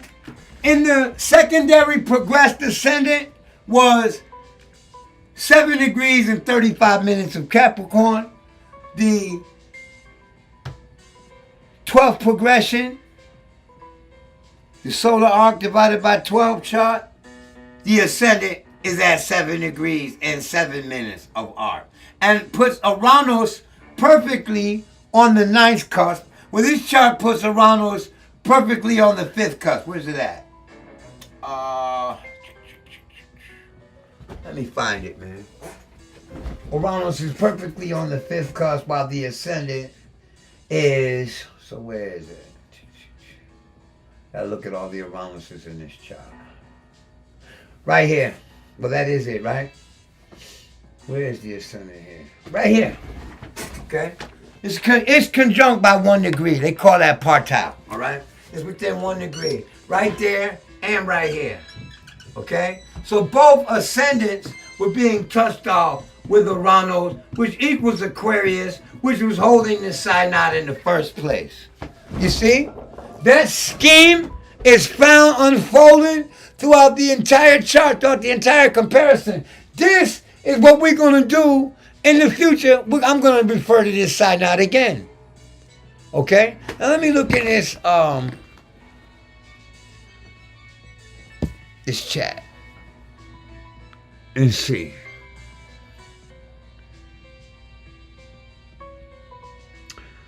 Leia, your friend is skeptical because he doesn't think beyond the boundaries of his own education. Unfortunately, people don't believe astrology works because they can't make sense of it. They're like, wait a minute, how can a planet trillions of miles away have anything to do with... No, the planet has nothing to do with it. It's the force that carries that planet in its frequency around the sun. And that frequency, that energy, man, we are swimming in it. So it's not even about belief. Just like you don't believe in sunshine. Well, y'all don't believe in Mars shine, and Venus shine, and Jupiter shine. Right? We see these things, they exist, they have an effect. Okay, they give an indication. It's just that simple. And do you know, man, for a drop of water to form in our atmosphere and then drop back down to our atmosphere, every single atom in the entire universe has to be in harmony with each other for that to even happen. So to say that astrology isn't real, it is the study of resonance in nature and in human behavioralism in world events, which is nature. So when people have an argument for it based on rationality, that's my counter based on rationality. But we can prove it. Go check the Kolisko experiment. Kolisko. Do your research. Read it for 7 years straight. This woman messed with metal filaments using astrological tradition to designate which metal she would be using and configurations of those metals that concur with the planets in alignment, and found that there was easy harmonizing between two metals in terms of alloying them, using to make alloy, or mixing them together. That when the planets were in traditionally harmonious aspect, and when the planets were in what they call discordant aspect, then they didn't mix very well. This had to be known to metallurgists way in the past, and the scientists that performed this experiment for 7 years straight consistently, her name was Kolisko. Okay? So go check her work.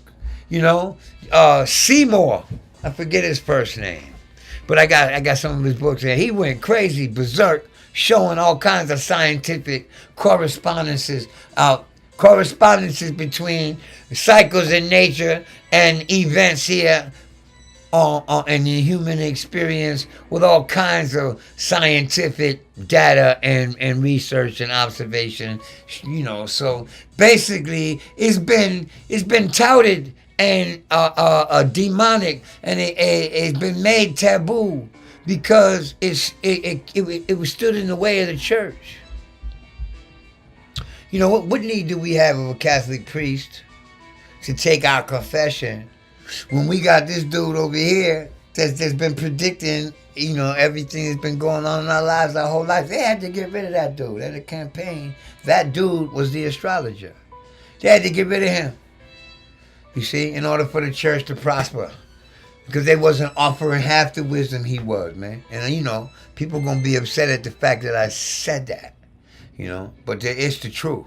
So now we in the age of Aquarius, and we can revive this using old methods, man, like that are infallible, because they've been used for thousands of years, been used by governments for thousands of years. This right here, not only did it speak to, did it speak to the restrictions put on the liberties of people, but it also talks about those people that were successful in overriding and overcoming and persevering through the demolition of their network.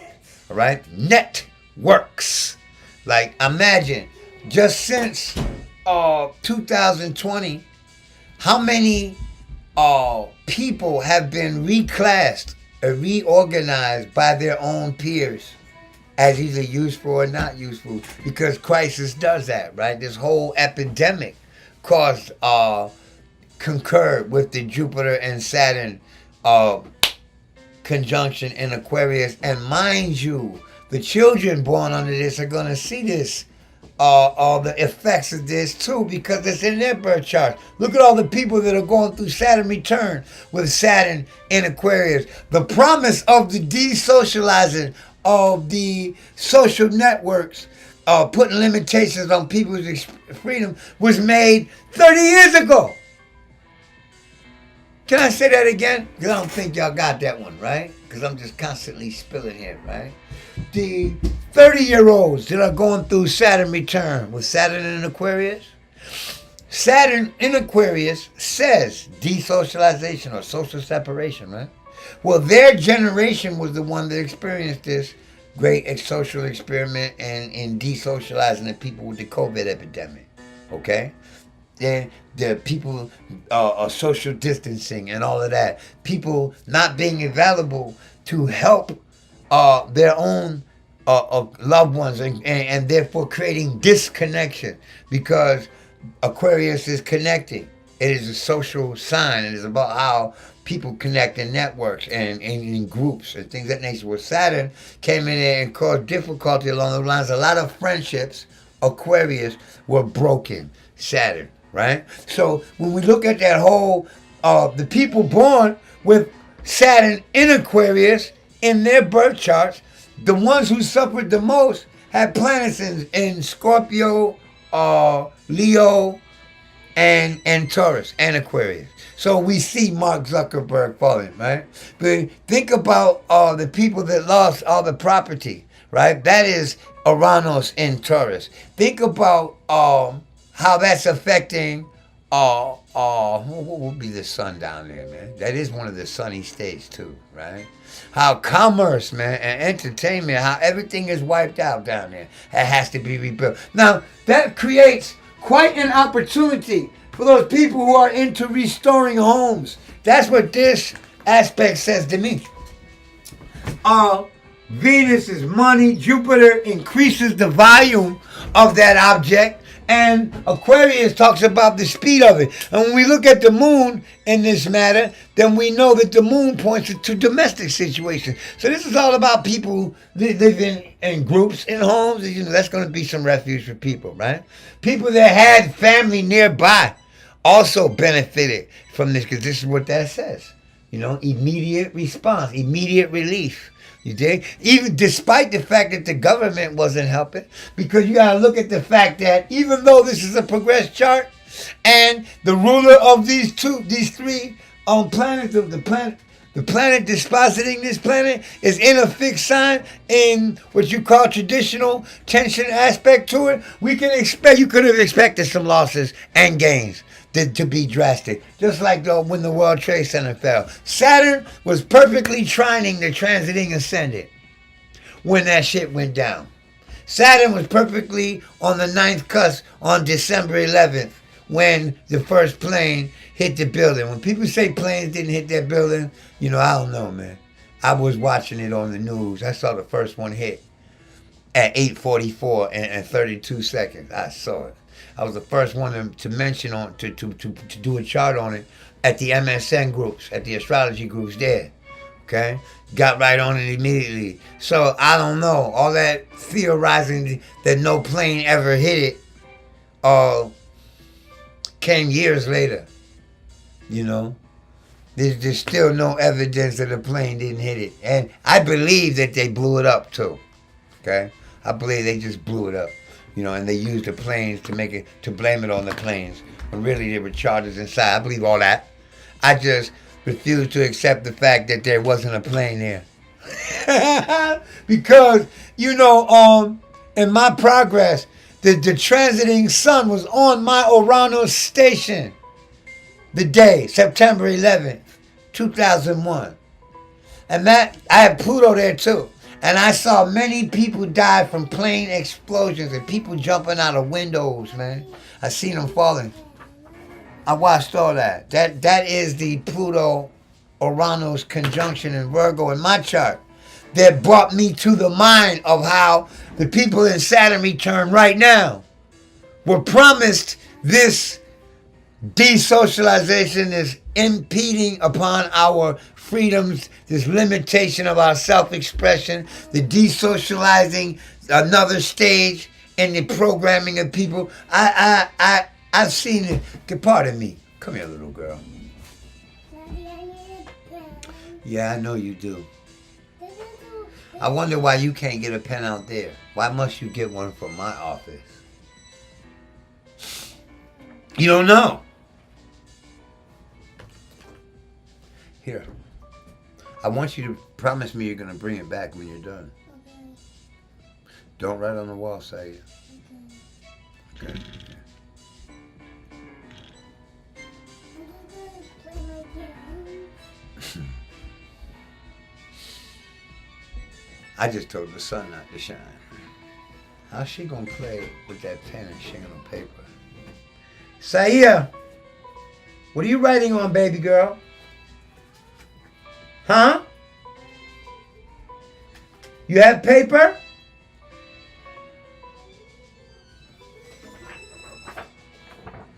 Here. Daddy, I got a Google stuff. Yeah, all right. Don't write on my walls. Whatever it was that she said. All right. I need you to take a 5-minute break, man. All right.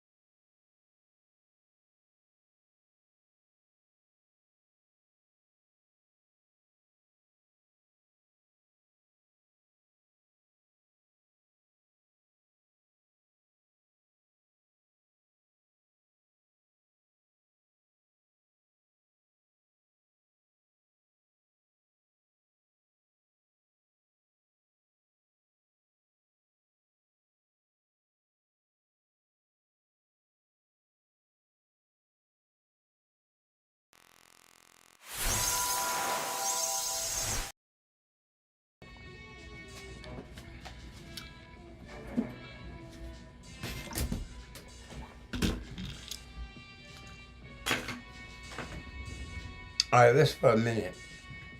Let me elaborate on the progress. All right. The outer planets move so slowly that some astrologers argue using the outer planets in progressions are basically fruitless because they don't move enough. Well, they do, depending upon the fractal that you're using.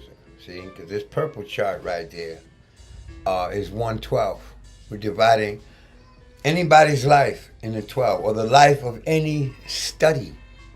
All right?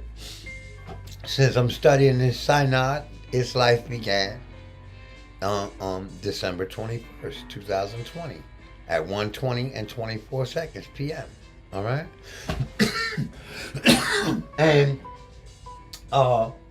the life of this SYNOD is what I'm studying here. And you know, this life takes form in our world. And because it is a study of the timing of processes, those who say that genesical techniques can't be used for mundane events, I fail to see the difference. I fail to see the difference in measuring the life of a car against the life of a human being. You know? Because the iron is Mars. And the human being has blood, which is Mars. They have a face, which is Mars. They have emotional hostilities, anxieties, angers, frustrations, and annoyances, irritations, which is Mars. They have directive. They have aims. They have relentless pursuit of goals from a foundation of passion and desire that is Mars. They have conflicts that they resolve with war and with contention. This is Mars, man. They have decisions that they reach in a flash. This is Mars, man. They have the ability to recognize and assess and tackle or deal with any situation that comes to mind to be processed on reflex. This is Mars energy. So Mars operates at a frequency of about 780 days per rotation, and that fluctuates, okay, from 690 something to 890 something, okay. That cycle fluctuates over a 44-year period. You know, Mars goes from its shortest cycle to its longest cycle in 22 years, and then comes back to its shortest cycle again. Each cycle getting bigger as it goes along and getting smaller as it comes back, shrinking back down as it comes back. Do you know that life cycle applies to your rhythm, starting and depending upon what cycle you was born in? But where is the astrology book on that? I ain't wrote it yet. All right, let me stop showing up. Let me deal with some of these comments, all right? Because, I be so busy running through my mind with what I want to express, I don't usually take a great deal of time out to go into the chat and observe what's going on in there. So I need to do that right now, all right? I want to say hello first to everybody who said hello to me, who said what up, who said peace. Peace. I'm addressing you now, because I don't want to spend a whole lot of time on that. All right.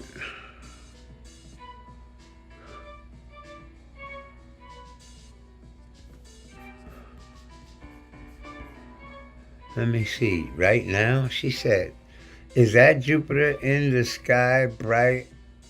As I don't know what right now is huge.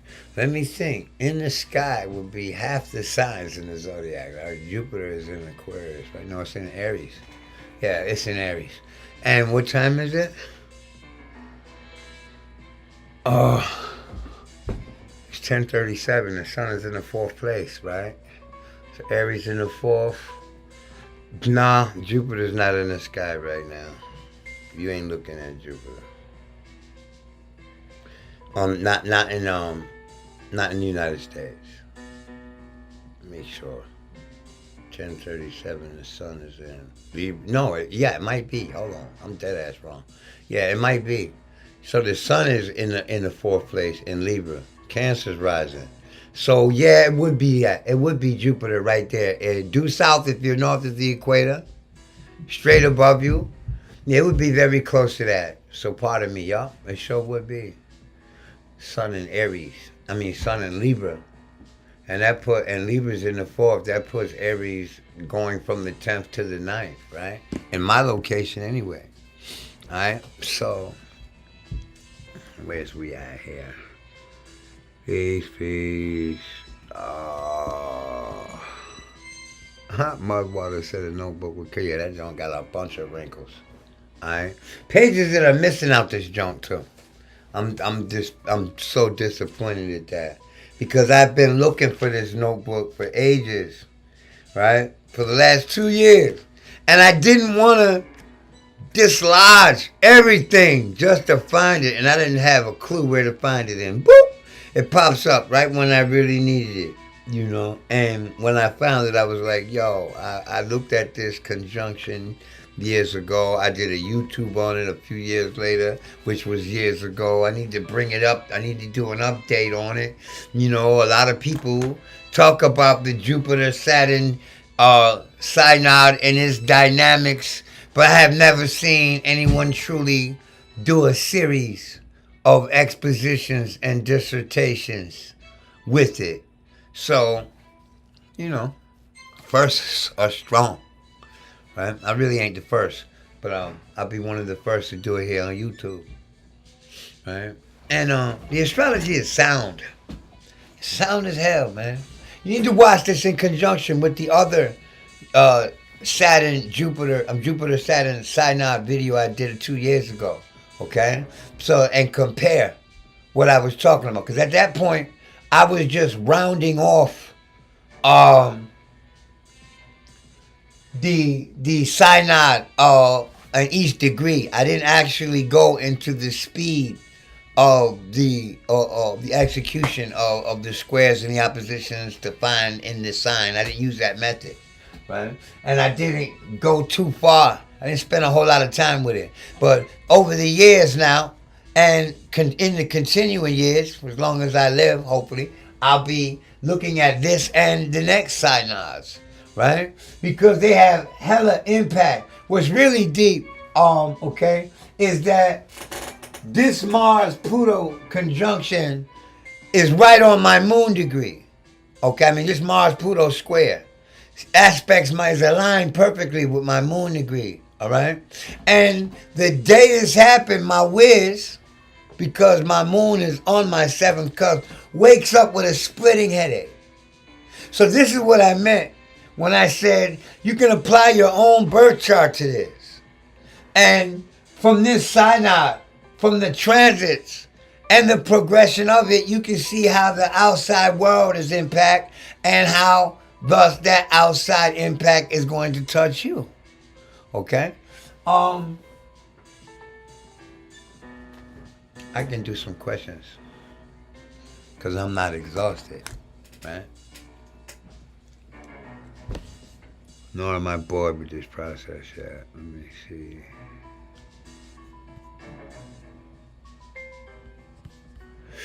They deny astrology so much because it's about the New World Order. And the New World Order deals with controlling the population to the utmost, with the utmost efficiency. And you can't efficiently govern the people who actually understand and can envision the mechanics of reality. Like, you can't pull the wool over their eyes. You dig what I'm saying? There ain't no wool to be pulled when you have X-ray vision. And the metaphysical sciences give an individual a sense of X-ray vision. You can see through all the bullshit. Okay.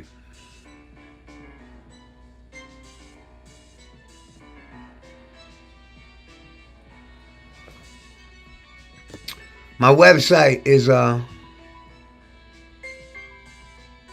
Cosmophysics COZ361.com. That's COZMOPHYZIX361.com. The only dot comes after the one, okay? Or after the www. Alright. I have a link on my Instagram page. There'll be a link in here, hopefully.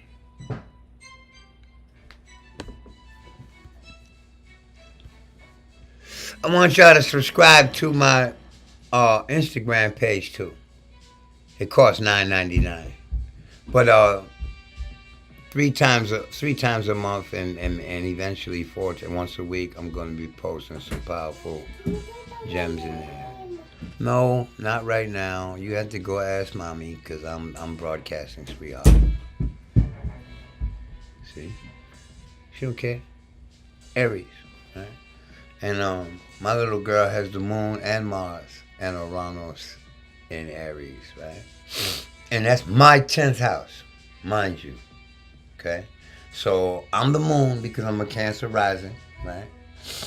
I'm also, you know, both of mother and me are the nurturing parent, right? So she's a Capricorn, Aries is the 4th place, and she's a Virgo rising, so Aries is the 8th, right? So, but when one of her parents, either one, right, 4th place, is projecting their face, Aries, into the public, Uranus, by way of computer technology, right? She always Mars inserts herself in that situation, okay? Like, that is so crazy, right? Because even though I don't really mind, right, at this point, you know, if y'all lost and you at a loss, because my kids, I keep them around me 24/7, like Rod on Stargate, all right? And therefore they gonna interrupt, you know? Can't help it, man, you know? Plus they gonna learn how to do what I do from exposure, you see? Just, you know, from exposure alone, they're going to be inspired, and when that inspiration takes seat, I will be teaching them everything I know, man. Just, you know, and you look at the purpose on life. Y'all see this movie, Lucy? And the purpose that they pushed forward and promoted is that the transference of information is the reason why we're all alive. Did y'all get enough of this, man? I did. I got enough of talking about it. All right. I want to point out that because this is all recorded, you can go back and look, man. Here's the math that we did to do the P12. Here's the math we did to do the secondary progression. You should know how to pull up a transit, okay? Or you should find out how. You know, keep in mind that this Chaldean stack is very convenient because it allows us to just line up aspects. And any mixture of two planets will yield what they're supposed to according to their nature, right? Death was proclaimed. I think the death count is still going on. I would like to send out my condolences to all the people who suffered on behalf of this storm. But that ain't gonna keep my scientific mind from exploring the nature of its indications celestially. You know? I wanna see what so does the green marker represent the progress chart? Yeah. Now I wanna continue to answer some of these questions, unless y'all ain't got none. Alright?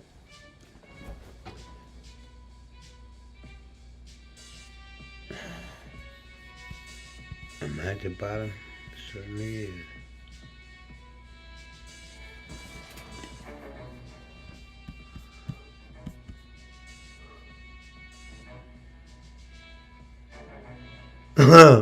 Yeah, I said don't write on my wall. Because they got into the black fingernail polish. And that's still on the wall. You know? Handprints all over. Got black handprints all over my wall. That's right, Care Bear. She is copying me. You know, every time I do a live, I get off the live and realize what it was that I missed. You know, oh man, I missed this, and I meant to say this, you know. And I should script it out, right? But I can't write, man. You know, I don't have the focus to write it all out according to script. Because whenever I do try to script it with cue cards or notes, I always feel more comfortable going outside the boundaries, man. You know. But I think I set out to prove what I wanted to prove. You know, just understand how there's no arbitrary placement in a measure of 1/12 of a moment. Like, you know, the number was 646 days, which is 635 degrees, give or take a few minutes of arc. All right? And when you compute the chart needed for comparison, it becomes obvious. You know, you got Mars connected to a malefic in every one of these, or Aries, you see? And the fact that, oh, here it was. The progressed moon, it was in Aries. This is a secondary progressed moon, 1/360th. A chart for 1/360th of the event, all right? From the time between the black chart and the red chart, right? So the moon in Aries is perfectly conjunct the ascendant of the SYNOD chart. And that's ruled by Mars. So Mars in Gemini is transmuting its energy by trine to Saturn in Aquarius. So we have here another midpoint. The Saturn-Mars position here and the Saturn midheaven position there. This is a re-emphasizing of what it gives indication to. Saturn is a malefic, or an indicator of harm or loss, an indicator of discomfort, an indicator of challenge, also wreckage and a smoothing out, a calculative process. It also points to the public, to the administration of policy and rules and regulations. So all of that was disrupted. I saw a video today dealing with that because a lot of the water has subsided, or all the water has subsided regarding that storm. And you had signs up, and one of them was like, loot here and die here. And I said, you know, this is typical of what you would see with this aspect from Mars and Pluto talking about the threat of death and the threat, Capricorn, the warning, Capricorn, of death, Pluto. But if you violate, you be shot. Okay, Mars and Aries, and how this is repeated, coming within 2 minutes of arc. I would love to take this and do another series on this next month. Okay, just to look at the very next months to see what may occur with these indications, especially with this connection occurring. It may be a little bit more than 2 months. I'm going to have to go in there and measure how long it's going to take that 2 minutes of arc to close, right? For Mars to actually reach a perfect, exact square with Pluto in the secondary progress, all right? It's probably a few months, all right? And because Mars moves at varying speeds, I had to go onto the ephemeris and check it, man, because I ain't like that. All right? I need to actually go measure it. And I can't just call it off the top of my head. This is why I call myself an astrologer, not a psychic. All right? Well, I have a few friends out there who call themselves psychic astrologers. Y'all know about that. You dig? Psychic mind doesn't need an instrument. All right? Yeah, you have these impressions before you receive them visually into your eyeballs. You receive the impression etherically, you know. Psychometry and different types of psychic stuff going on. There's nothing psychic about a planetary station in a measure. That's purely technical. It's a technical matter. It's a technique. transferable technique. You can't really transfer a psychic ability. It's not something that can be taught and conveyed conventionally, right? Everybody would be one. You see? So you have astrologers and you have psychics, and you have psychics that use astrology, and you have astrologers that are psychic. But to do and perform an astrological demonstration involves absolutely nothing psychic. It is calculative and it is traditional. We don't even get to make up what the planets mean. You know, you hear these amateurs will tell you, oh, to me it means this. No, man, it's not to you. You can't force the shoe to fit in astrology. Mars has for years pointed at specific events. Mars has for decades, for hundreds of years, pointed at specific events. Saturn has for hundreds, for thousands of years, pointed to specific events. We find the same definitions for them in Hindi that we find in English here in the West, and in French and in German and any tongue that the books are written in, man. So we all agree as to how they give indication to things, right? It's not an arbitrary anything where psychic ability is taken from impressions and translated according to your impression of that. So to you, this situation may mean this, and you may be very right, and thus you're psychic. But Mars can't mean cold, ever.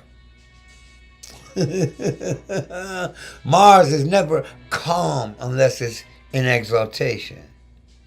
You see, there are rules to reading, and there's nothing arbitrary to the performance of this science. I can't, because I wish that this moon here in Scorpio, I wish it was conjunct this Mars Pluto square in some kind of way. And so I'm gonna make it do that and just pick the chart for when that happens and then enforce. But nah, man, everything has to line up, man. You see? And there's always gonna be some places that are activated through midpoint, man. You know, like this Venus here in the 29th degree of Virgo is at its fall, which means it can give undesirable indications. Okay? And it is at its fall here in the 29th degree of Virgo, right? So since Venus is debilitated, but she's at a hypsomatic degree, I'm going to give her some weight. And I'm not talking about a critical degrees. I don't consider those. Those are useless to me. Right? But the fact that Venus sits in this chart 2, 3, 4 degrees this way, she also sits 1, 2, 3, 5 degrees. So we can use the 2 3s.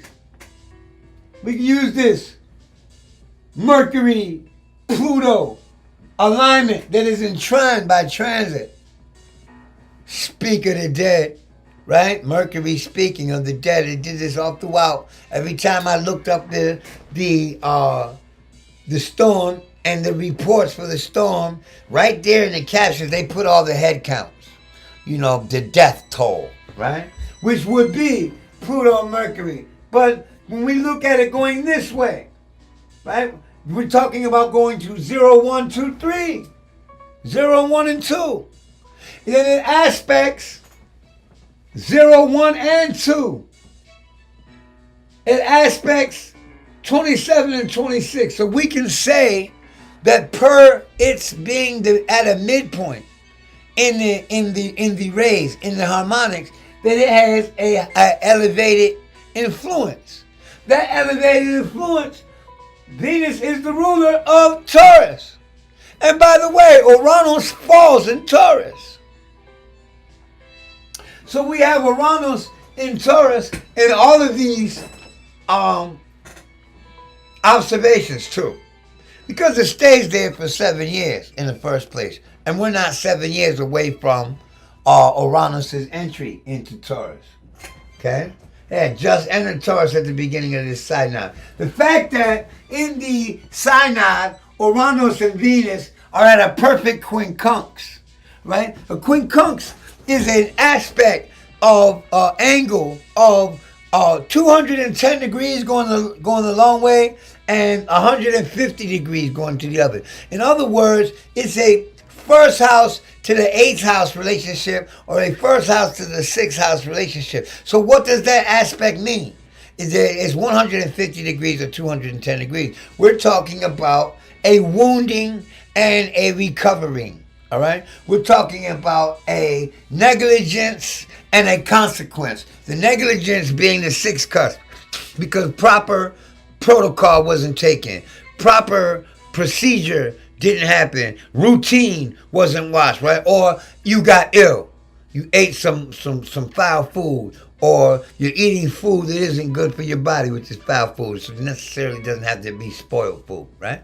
So that's the 6th place. All right? And your general condition and your digestive tract is ruled by the 6th place. So we're talking about the ability to do away with or to fix and repair or to get things back on track. When we look at a lower quincunx, which is a aspect from the 1st house to the 6th house, then we are taking into consideration something that may debilitate the performance of a thing. Right? Because that's what our diets will do to us. It will either enhance or debilitate our performance, right? It will also create circumstances that, if left unchecked, are bad for the health. Right? So you consider the lowercase quincunx to be such a situation, something that needs to be regulated, something that needs to be routinely attended to, something that needs to be responsibly handled, right, in order to maintain its optimal function. All right? So we have here something challenging the optimal function due to the lack of routine. This is what I think of when I think of the lower quincunx. So when I think about the upper quincunx, I'm thinking about the 8th place. These are wounds, surgeries, the need for surgery, the need to fix immediately, or the breakdown of a thing if it doesn't receive its proper attention. So these two angles, these two quincunxes that we're dealing with here,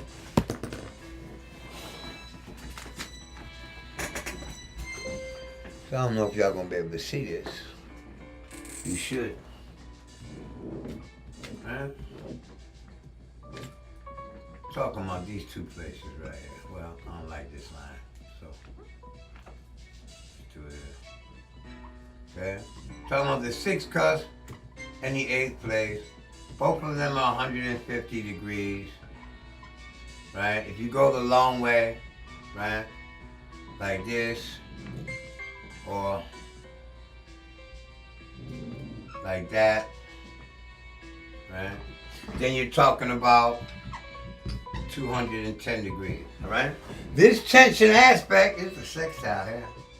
See, these two get along and naturally work together. They communicate with one another. Your nutritious self and the actual optimality of your vitality and health. They both work hand in hand. You got to understand that. Your lower digestive tract and your ability to heal, your immune system, they both work hand in hand. So you see that the hand in hand aspect is the sextile of 60 degrees. They are 60 degrees apart. But both of these have an operation that they do for the optimality of your person, which is the 1st cusp, which is your physique, your physical personage. See? You want to put it in the simple terms? This is the house of death, and this is the house of health. See? So this is where you work out, this is where you eat, this is where you do all that stuff to be in good shape, so you can be healthier, so you can have a stronger vehicle for which to contend with death, disease, injury, the need for surgery, peril, danger, and such, right? So in a chart where we are looking at the conditions of the earth, We are going to take into consideration the idea that the quincunx and the uppercase quincunx have an indication of things that can be damaged, physical or material.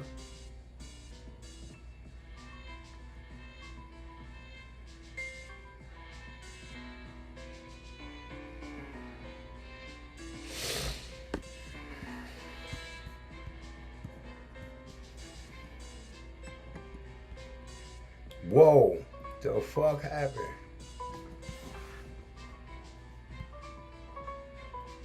You know, I lost my thing here.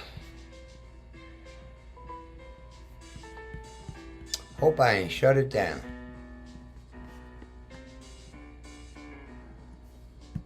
How do I bring that back? I swear I hate this Apple stuff, man.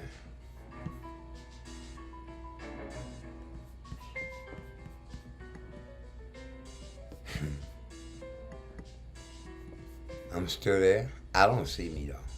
I ain't got a clue what window. I'm gonna open it back up. Oh, please don't do that one. I accidentally clicked on it. Now it's gone.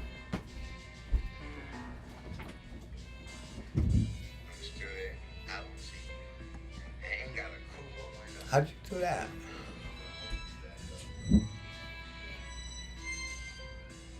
Thank you.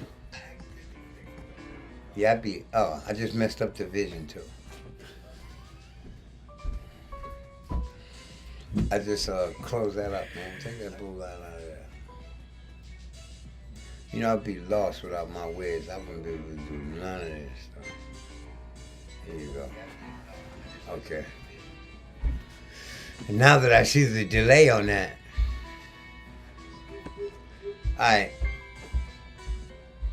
where was I? I was reading comments. That's what I was doing. Wasn't I?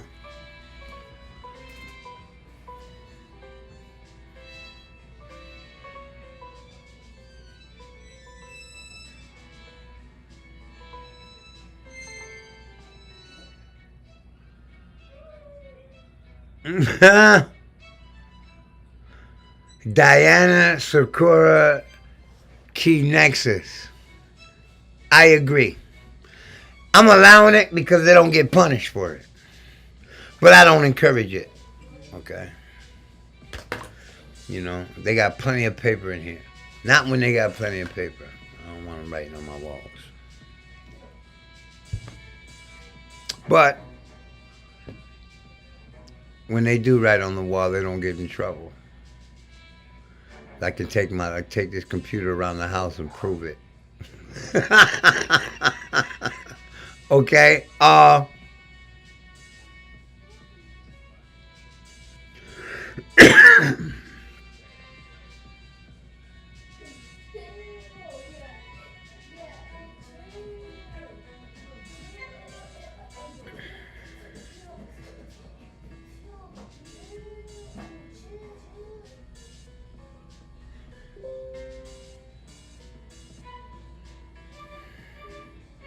Wow.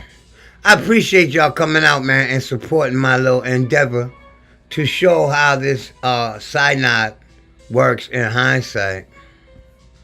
I need to do some work with it so that I can make some predictions beforehand. Now that I see it's consistent, like I've been studying the Jupiter-Saturn SYNOD since the age of 25, but I never really took it seriously because, I mean, as it is applied to mundane events until about 10 years ago, you know, when I put this notebook together, right? 10 years ago, I grew very interested in it because I had read Mashallah's disposition on it, and I took the rules that he made for eclipses and applied it to this measure as well. Like, you guys got to know, the eclipses work in a 600-year cycle. Really, it's 600 years and some change. You know, it's a floating decimal, but it's a 600-year, very close to a 600-year cycle. It's like 600 years, 11 days. What is it, over? Marie? Well, what is this? That just cold caught me off guard. All right. So am I still streaming?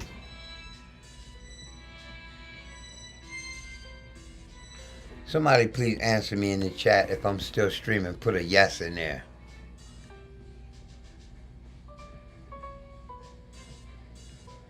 Never mind the fact that I forgot where I was.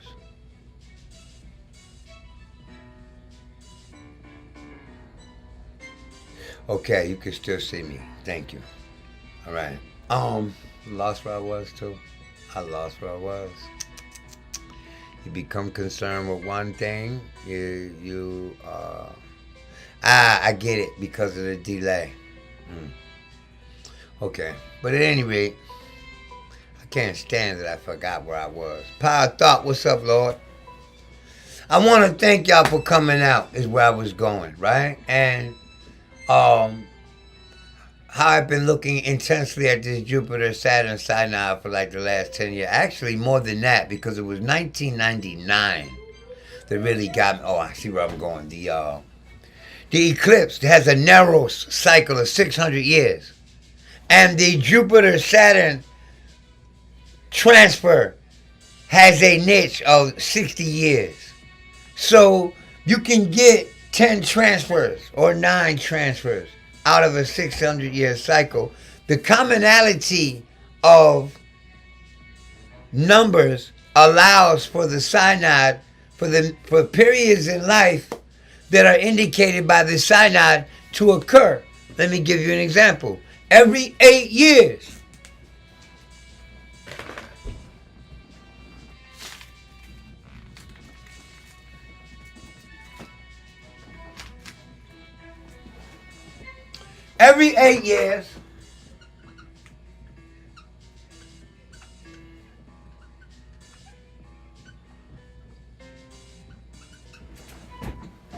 you have a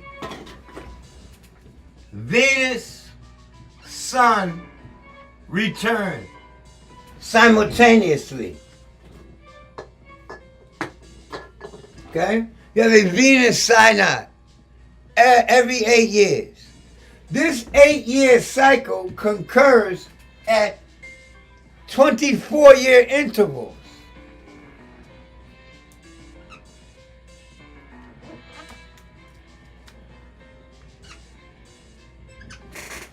So that in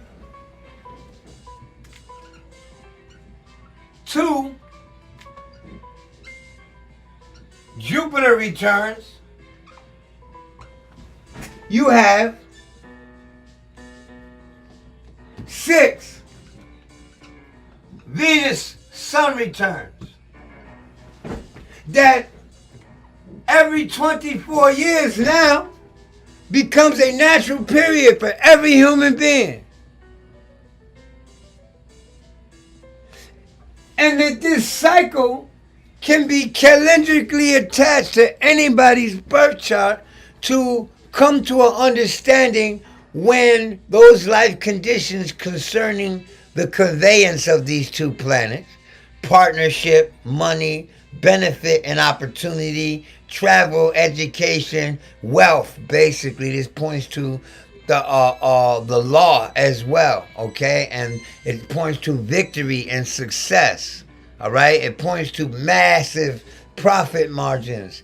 So when you're talking about love and money, you cannot avoid computing your 8-year cycles that concur every 24 years. You see? So there's only going to be 2 super years in your youth. You reach the age of 24 and the age of 48. After that, you're old. By the time this thing starts to recycle, you'll be elderly. So you want to be aware of these things. That's what this is for. I'm getting ready to erase this synod thing here. All right? Because I want to give y'all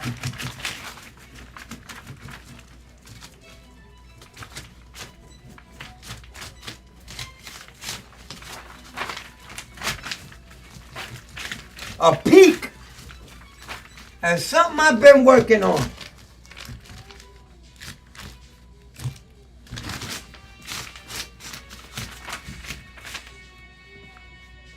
Okay? You know, I can't help but consider the mathematical dynamics of our planets. And it goes a little bit deeper than the meanings, man. You know, you hear people catering to the ignorant, man. And that's what I call it, because that's what it is.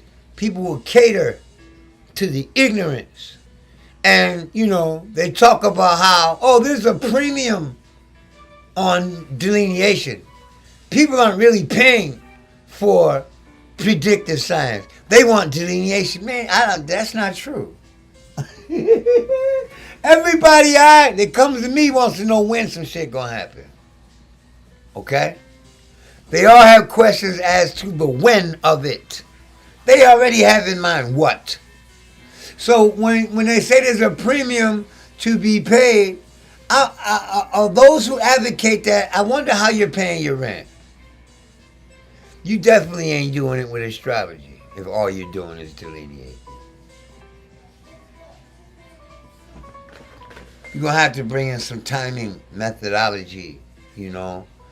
If you're going to use numerology to determine what type of year a person is in and then attach a planetary energy to that, that's cool. You know, you're going to use the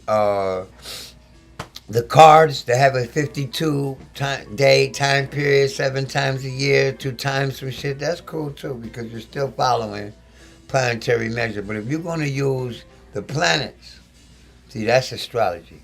You'll use the planets. Then you're going to have to do some measuring, right? But you have to understand, too, the difference between cosmosophy, cosmo-philosophy, or astro-theology, and all of this other stuff, and astrology. They are not the same thing, man, okay? And I'm doing both.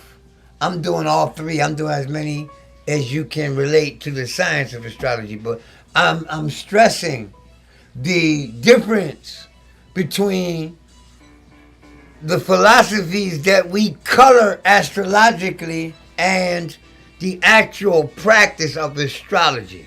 All right? So here I'm philosophizing. This is purely and strictly for your entertainment. All right? Mercury has a cycle of 88 to 89 days, earthly days, that it takes to go around the sun. And in 22, where is my good marker? Right? There it goes. In 22 cycles of Mercury,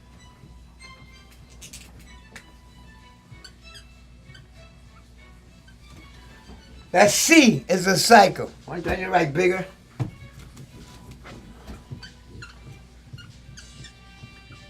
In the 22 cycles of Mercury, it takes 7 earthly years. So you have 7 orbits of Earth with 22 orbits of Mercury, and this is 3.14 orbits of Mercury per year. Pi, right? But that's not where this ends. Because we're looking at a 7-year cycle here. There are other motions that concur with Mercury's 22 cycle station. All right? You have the 30 degrees of Uranus equals 22 cycles of Mercury, okay, which also can equal 90 degrees of Saturn. So there is a commonality between these three planets. And when we think about these three planets in sequence,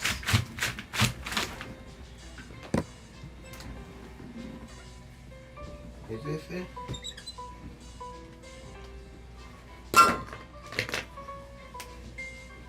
When we talk about these planets in sequence of 7 years, we got Mercury. Now walk with me here through this paradigm that I'm creating with the math, with the mathematical format, because this is paradigmatic. It's not astrology. I'm not using these planets to read a specific event in time. I am using these planets to compose and format a perspective from which to look at how the mind is used, how the human mind functions, okay? And how certain actions affect this function, okay? When we're talking about Mercury, we're talking about present perception.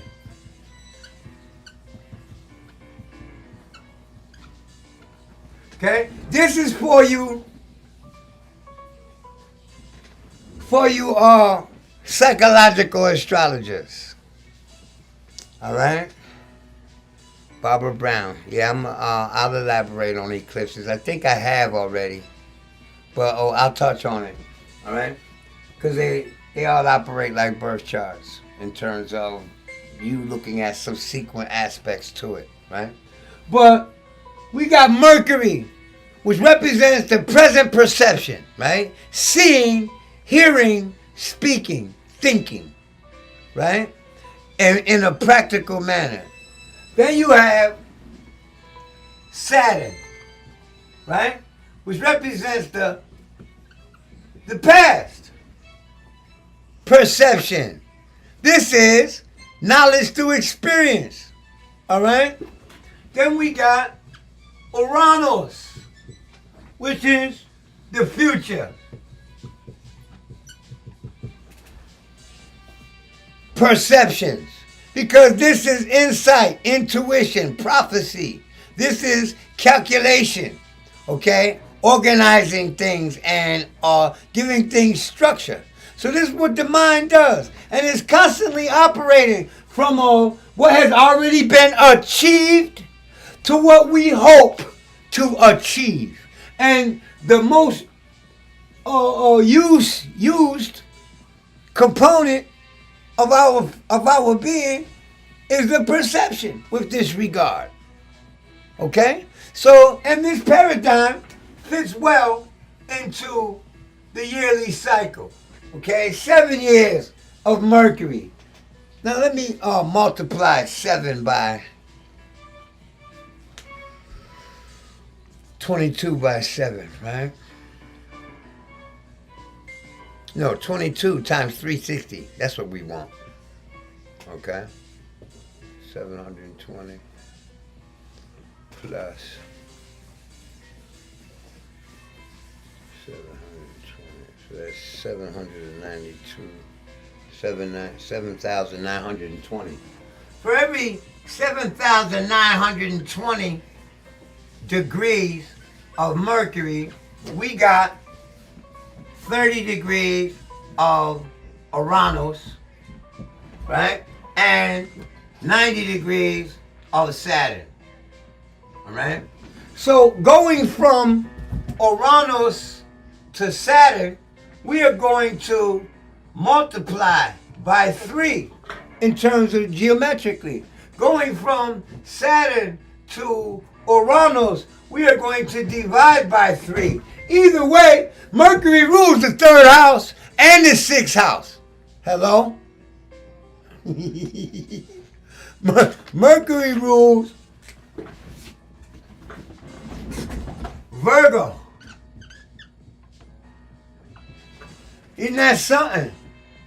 And Capricorn is ruled by Saturn, and the relationship between Virgo and Saturn is a trine.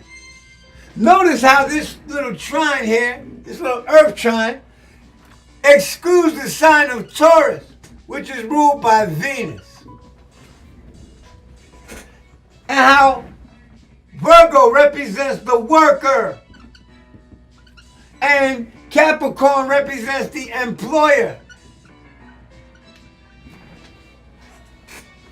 And the means of exchange is Venus, because Venus is the commerce, is the money. It's the compensation that this trine operates on this side of this figure perfectly with that regard is also echoed. Echoed in the fact that Mercury is also ruled by Gemini, and Uranus is the ruler of Aquarius. Okay? And the midpoint of these is Libra, which is also ruled by Venus. Okay? So we have here the commercial aspect, how Venus is applied, and how Venus is applied in the social aspect. Because where this is commerce, this is the banks. You see? And this over here represents the law. And a bank, if you look it up, this is the postal service. Oh, okay? This is the postal service. So you got the legal system, the courts, the banks, and the postal system. And if you look up court in a law dictionary, it will tell you C banks, C postal office, and a courtroom ain't nothing but a postal service. But at any rate, let me get into this. You see this trine going on here, right? Now, take very careful note that while this trine is occurring between this Mercury aspect, it is quincunxing on this side. Okay? Virgo quincunxes Aquarius, and Gemini quincunxes Capricorn. Okay? It's a quincunx going on in both ways. You have to also understand how the plot thickens. Here, we're dealing with a odd number sequence. We're dealing with 7 for the 7-year cycle, right? We're dealing with the 3. When compounded, becomes a 6, okay? So we're dealing with the numbers 7, 3, and 6. And because you have approximately 3 retrogrades per year, right? That 0.14 is the one that creates the 22 at the end. And I am thoroughly convinced that the inventors of pi did that based on the contemplation of this Mercury cycle too. Because Mercury is Tahuti. Tahuti is the god of mathematics, and you know how the pi is associated, the measuring of circles is associated. Tahuti means to measure. You see? But at any rate, when we think here, we're thinking in terms of 7 and 3. Okay? 3 retrogrades a year. We're thinking about the multiplication and dividing by 3 this way. But Venus doesn't have a 3 cycle. Till you talk about the age of 24, 3 times 8. It has an 8-year cycle. So if you notice how Mercury, Saturn, and Uranus are operating on this odd 7, that Venus and Jupiter, as I demonstrated before this exact dissertation, operate on cycles of 8 and 24.